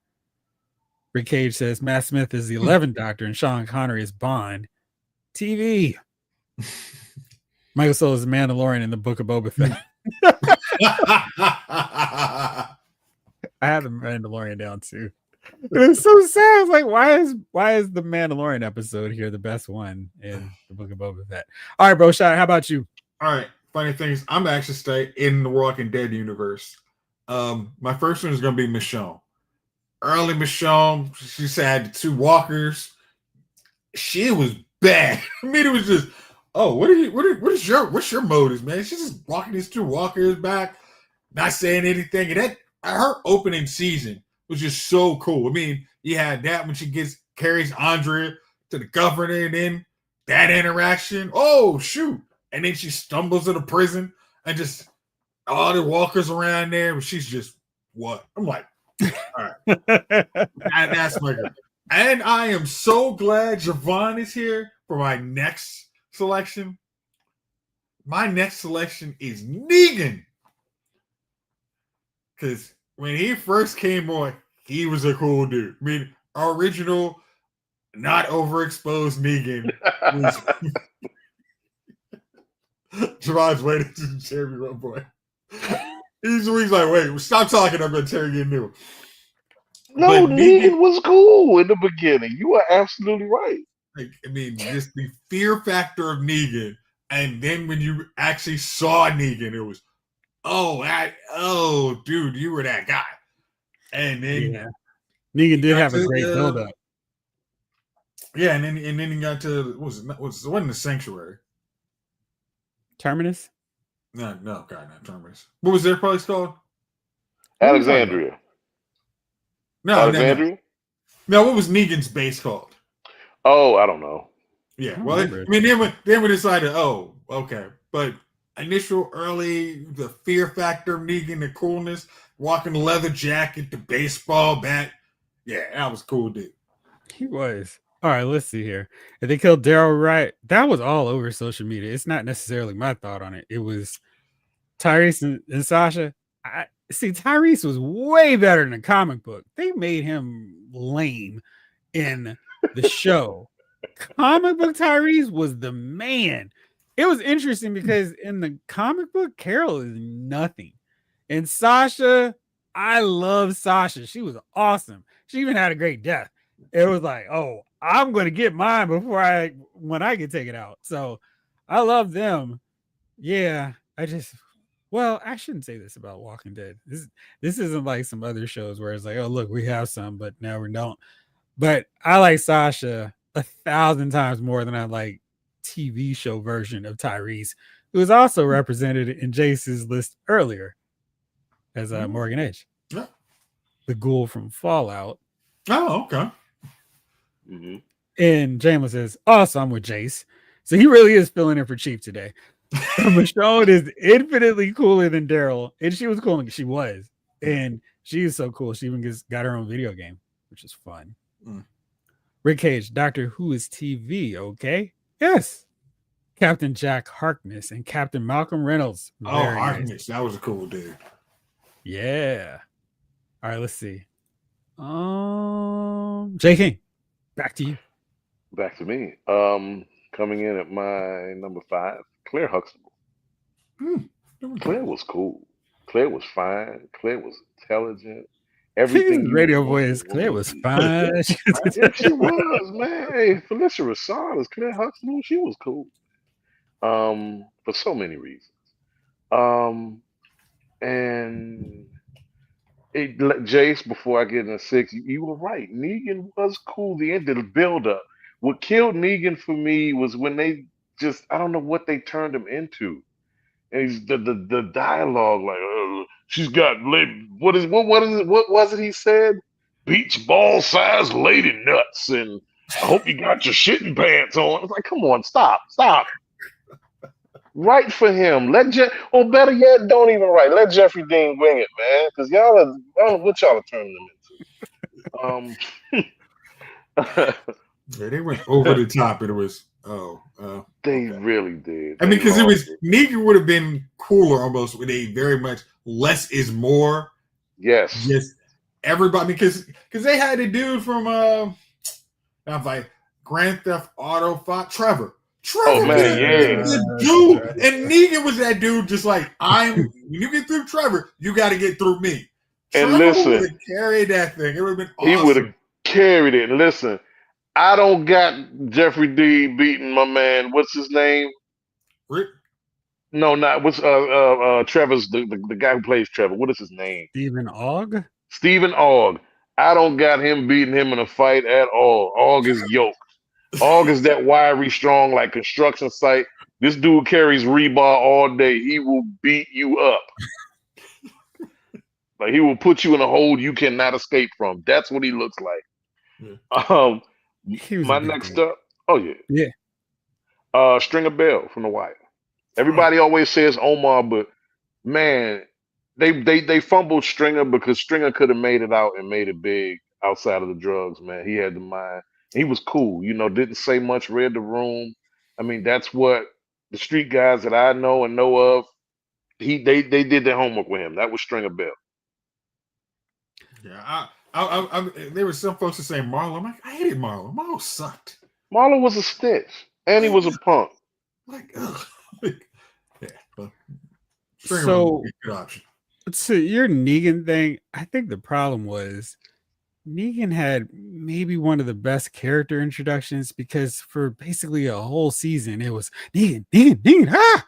And they built it up so much. And then when we finally got that moment where it's just the lights and these cars go around, oh, they're more lights. And when he starts whistling, like the whole introduction of Negan is so well done. And then he kills two beloved characters. It's not like, oh, look, there's a red shirt here. Let me kill him. And oh, there's Susie, who's been in 2 episodes. It's really hard for him to stay 80 higher, and they couldn't figure out how to write him effectively.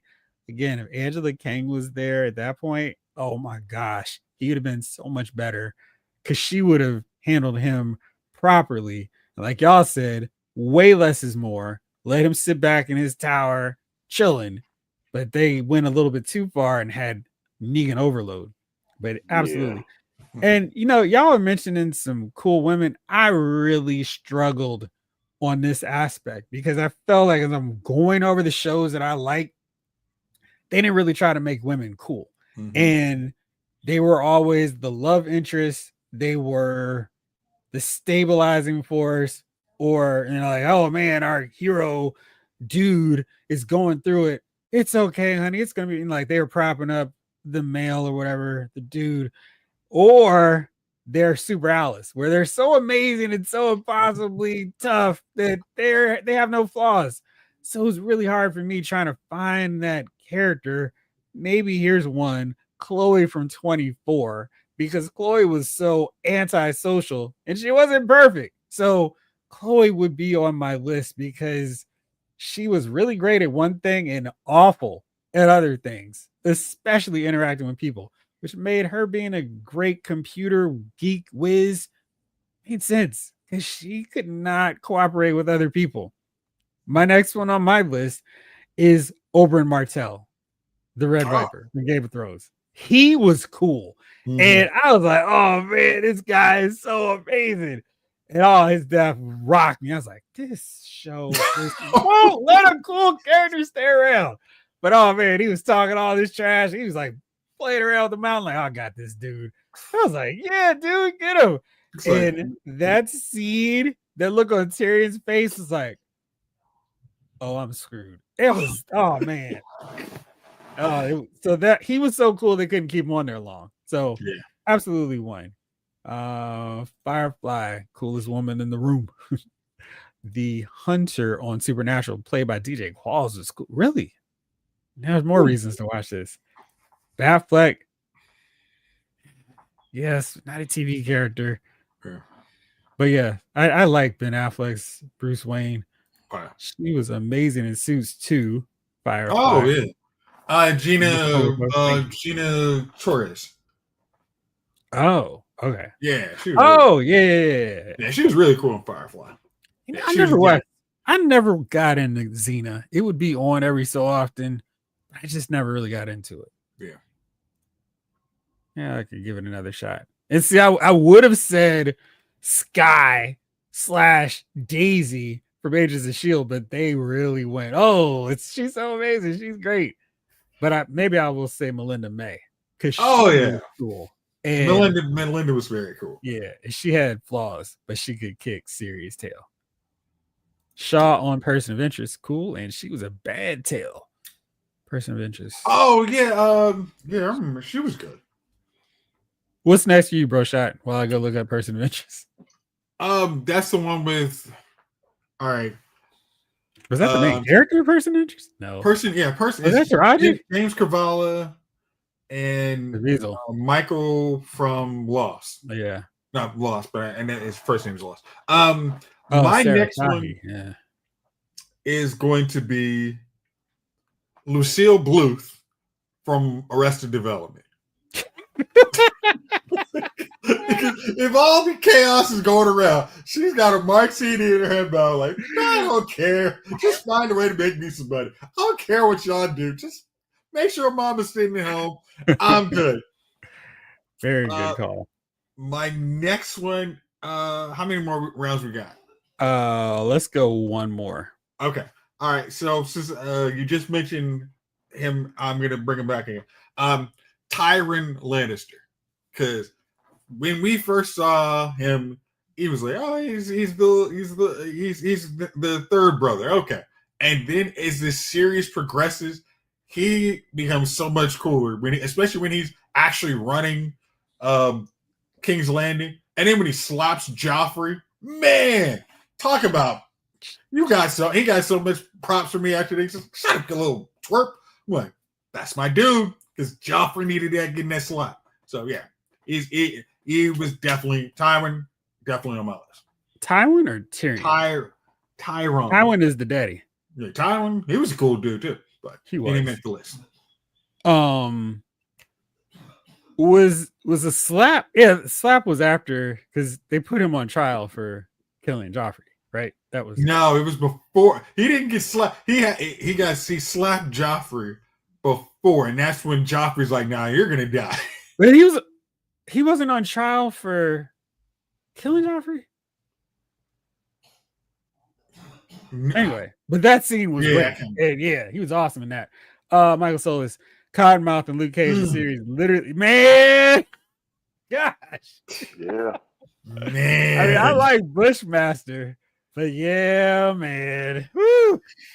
Yeah. Losing Cottonmouth was a serious, like, whoa, yeah. No, okay. Nah, but what's her name? What was his cousin's name? Connor, Councilwoman? Huh? Mariah. Man, Mariah was a force, man. She was, but there was something about Cottonmouth, man. He was just, I think it's because Mahershala hadn't done that kind of role before where he was just cool. He wasn't driving anybody around like, hey, here's my green book. And he got to just be the smooth dude running stuff. He did it so well. I was like, yeah. Oh, man, yeah. He's a great foil with Mike Coulter, too. They used to frame Mahershala there was no way you couldn't be cool. If you were cool, it would just go shine out of you. Because when Cottonmouth was just talking, man. Mahershala's voice just. Oh man, it was smooth. That's a great call, Michael Solis. Yeah. Yes. Since you said Chloe, I'm going to throw that one in. Throw one in for my dad, Abby from NCIS. Oh yeah. There you go. I gotta go look for that one. Go ahead, Abby. King. What's yours? I was struggling with this. Well, Avery Brooks, because I mentioned that he's on my list from a man called Hawk and Spencer for Hire. And this is a toss-up. I want to say Lip Gallagher from Shameless, because Lip was cool. Smart, brooding guy, always, tough with shit. He's a good character. But my nostalgia has to go with Snake Eyes from G.I. Joe, because we all thought Snake Eyes was cool. Mm-hmm. Oh man, I wish I could put G.I. Joe cartoon Snake Eyes on that list. But they massacred my boy. Oh man, like they refuse to treat him, give him respect. Like you would see little snippets of, that's the ninja from the comic book. But oh man, his role was basically, I gotta save Duke again. Jeez. Yeah. Oh man. But they had Quick Kick and Spirit looking cooler than Snake Eyes basically in every episode. He was just a mute guy who shot his laser rifle and had a wolf with him. The only time they really show cool Snake Eyes is in the introduction to G.I. Joe the movie, where he is literally hanging on top of a trouble bubble, flips the cobra out. There's no parachute. He's the only Joe that kills the cobra in the whole thing. And he's like, and then he picks up Alpine, like, yo, you need a ride? That was Ninja Snake Eyes. I was like, yes.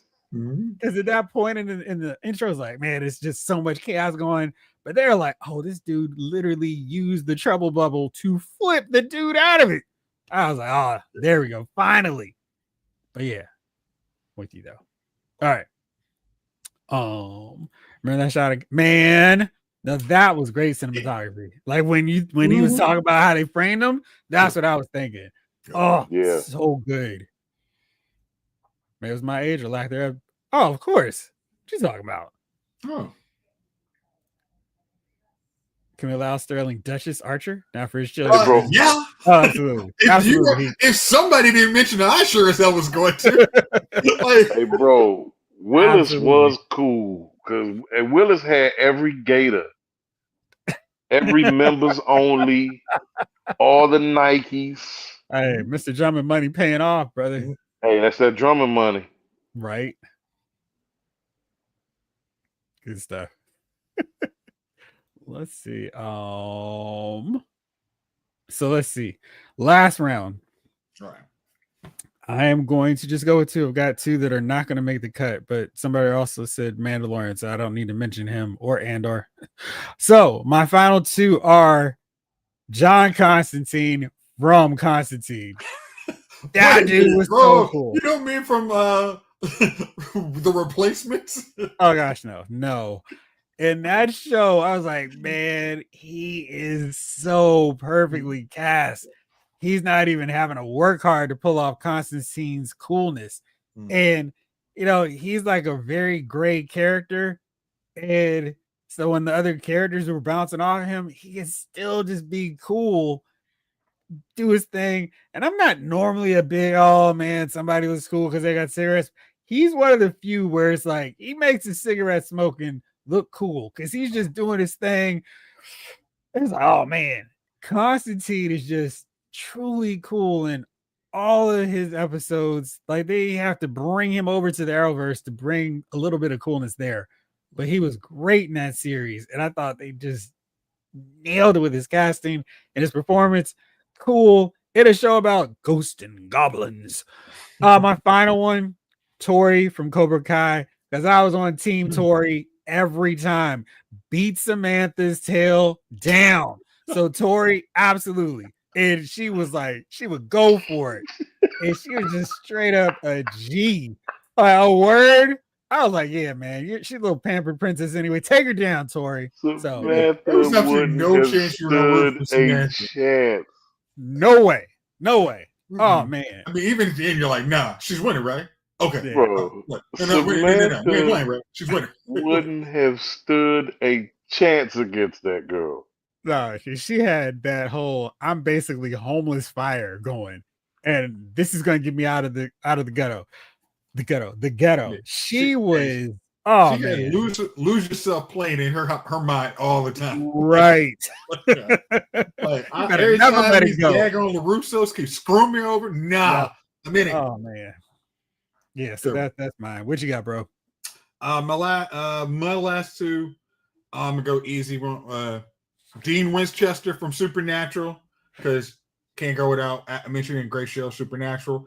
And my last one is going to be Thomas Magnum PI. Tom Selleck was cool. Like, just hanging out in Hawaii, chilling, doing the thing. Yeah. No one has said the Fonz. I mean, shoot, Richard on Friends was cool too. Yep. No All right, kidding. JK, who you got last? Last but not least. Good call. Yeah. Later seasons, Theo, aside from the haircut.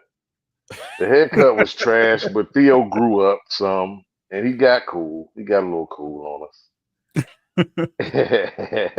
And that's in honor of Malcolm Jamal Warner, who was he was a cool cat in real life. Got a chance to meet that guy once.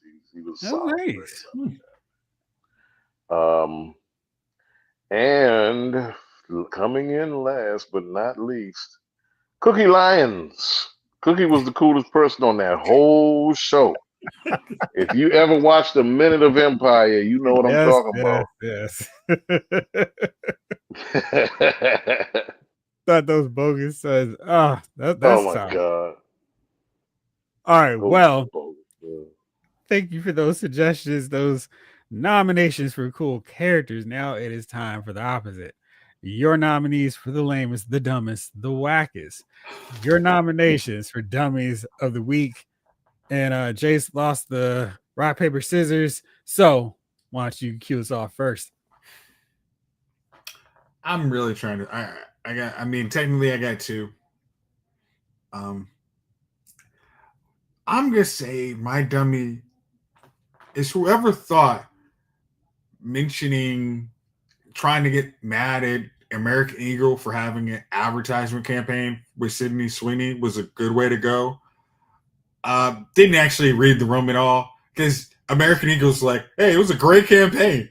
Everybody comes to our brand. It's a worker. I mean, without that controversy, which is still one of the dumbest get over yourself things, and that actually helped their brand for all the reasons. I mean, hey, I still get my kicks going there anytime I go to the mall. So, but for thinking that was a bad thing, that just makes it my dummy movie. My second one is going to be me. Is if Countdown on Amazon does not get renewed, and I watch the whole season, and like, oh, it's on Amazon. Of course, it's going to get a second season, and it may not have in it a second season, and it ends on a hangover, and a cliffhanger. I'm going to be mad pissed if I don't have the second season to figure out what happened in this damn show. Thank you for warning me not to put Countdown on my list of shows to watch until the second season is announced. I mean, as people know from The Bondsman, which Amazon will have up on their title screen of, hey, shows you should watch that are trending. You mean the show you canceled after one season? After 1 week, you decide, just didn't have the viewership. Like, no. So, the Amazon is almost on that getting to NBC level. Maybe wait till season 2 before you jump on the show. I'm going to holler at y'all come season 2. My dummy of the week is the C and D writers for Beyond the Gates who have come up with some ridiculous storylines and that are just boy, it's like they have just cut off the knees of one character who was very fun since they've made a change to this character, and I'm just like, kick. They're just destroyed this guy. But they've also gone to, and this is not necessarily why they're dummies of the week. They went with the tried and true somebody's in misery, and we've got a kidnapping angle going right now. And they're on a week hiatus, so nothing's going on. But they chose to make the kidnapped victim one of the worst actors on the show, and I'm just like, man, this isn't a great idea because you're acquiring a lot of this actress. Martin. No, Martin has grown up with his performances. You missed. Oh, okay. I was like, man, I still thought it was Martin. Early Martin was terrible. Like, he was like, I mean, the first time in my Martin. Man, come on, bro. Sorry, you can get it going. He's solid now. No, okay. But man, the kidnapping victim she's not great, and this is like putting a big spotlight all on that not greatness. And it's so like, gosh, and her character is acting so dumb in these scenarios, and it's just driving me nuts. This would be the easiestly I saved myself moment in any kidnapping I've ever seen on a show ever. It's just like, the knife is right there, the keys to the handcuffs right there. I don't know. Try moving something. It's so bad. But that's mine. Jay King, who you got? Cowboys fans, because Cowboys fans are under the impression that trading Micah Parsons for an all-pro defensive tackle and 2 first-round picks was a bad idea. Little bit of news, y'all. Micah Parsons may need an epidural in order to play. And it's all downhill from there. This is a back injury. You know what happens when players get back injuries at virtually any position? So I'm trying to, yeah, I'm trying to figure y'all out. Like, why are y'all so down on Jerry about this? You know who's the real loser? The Packers. They get damaged goods that they had to make the highest paid non-quarterback in the NFL for 136 guaranteed. So if he goes toes up in the next 12 weeks where I'm not. I mean, when I say that, I'll be dead. I mean, if he aggravates that injury, which more than Thank you for likely that he clarification. Micah Parsons was 27. He was a will. podcast. He Michael Parsons, died from dysentery. But no, I mean, like, listen. He's got an Oregon Trail. I mean, listen. If Jerry overpays for Michael Parsons, would you have been happy then? You got well compensated. Don't be mad at this deal. You're gonna, no matter what he does, and I wish Parsons the best. It's nothing against him. I hope he goes to Green Bay and has all the success. But I don't. Yeah, right. You know. But I'll be honest with you. I don't think that's going to be a probability. I don't. I mean, and I think that back injury isn't really a back. It's a back injury that probably could use a little rehab, but I think it's somewhat of a ploy to make sure he could use this as an injury, so that Cowboys couldn't fine him for not playing. Yeah, but remember he tweaked that back last year, toward the end of the season. So I'm like, look, it's like when a player starts to develop knee trouble, man. Back, knees, ankles, I'm done. I'm cashing out. No, seriously, I'm cashing out. And Cowboys fans, y'all dodged the bullet and y'all got well compensated. And it's the Cowboys. They're gonna draft well. So shut up. Stop complaining. All right, hold on. Okay. These are bottom tier first round draft picks. These are basically second round picks. Hey, listen, if you do your homework, that's you still picking in the first 3 rounds. Hey, Javon, if you scout well. I have proven in my Madden winning franchise, there's no value in the last part of the first round.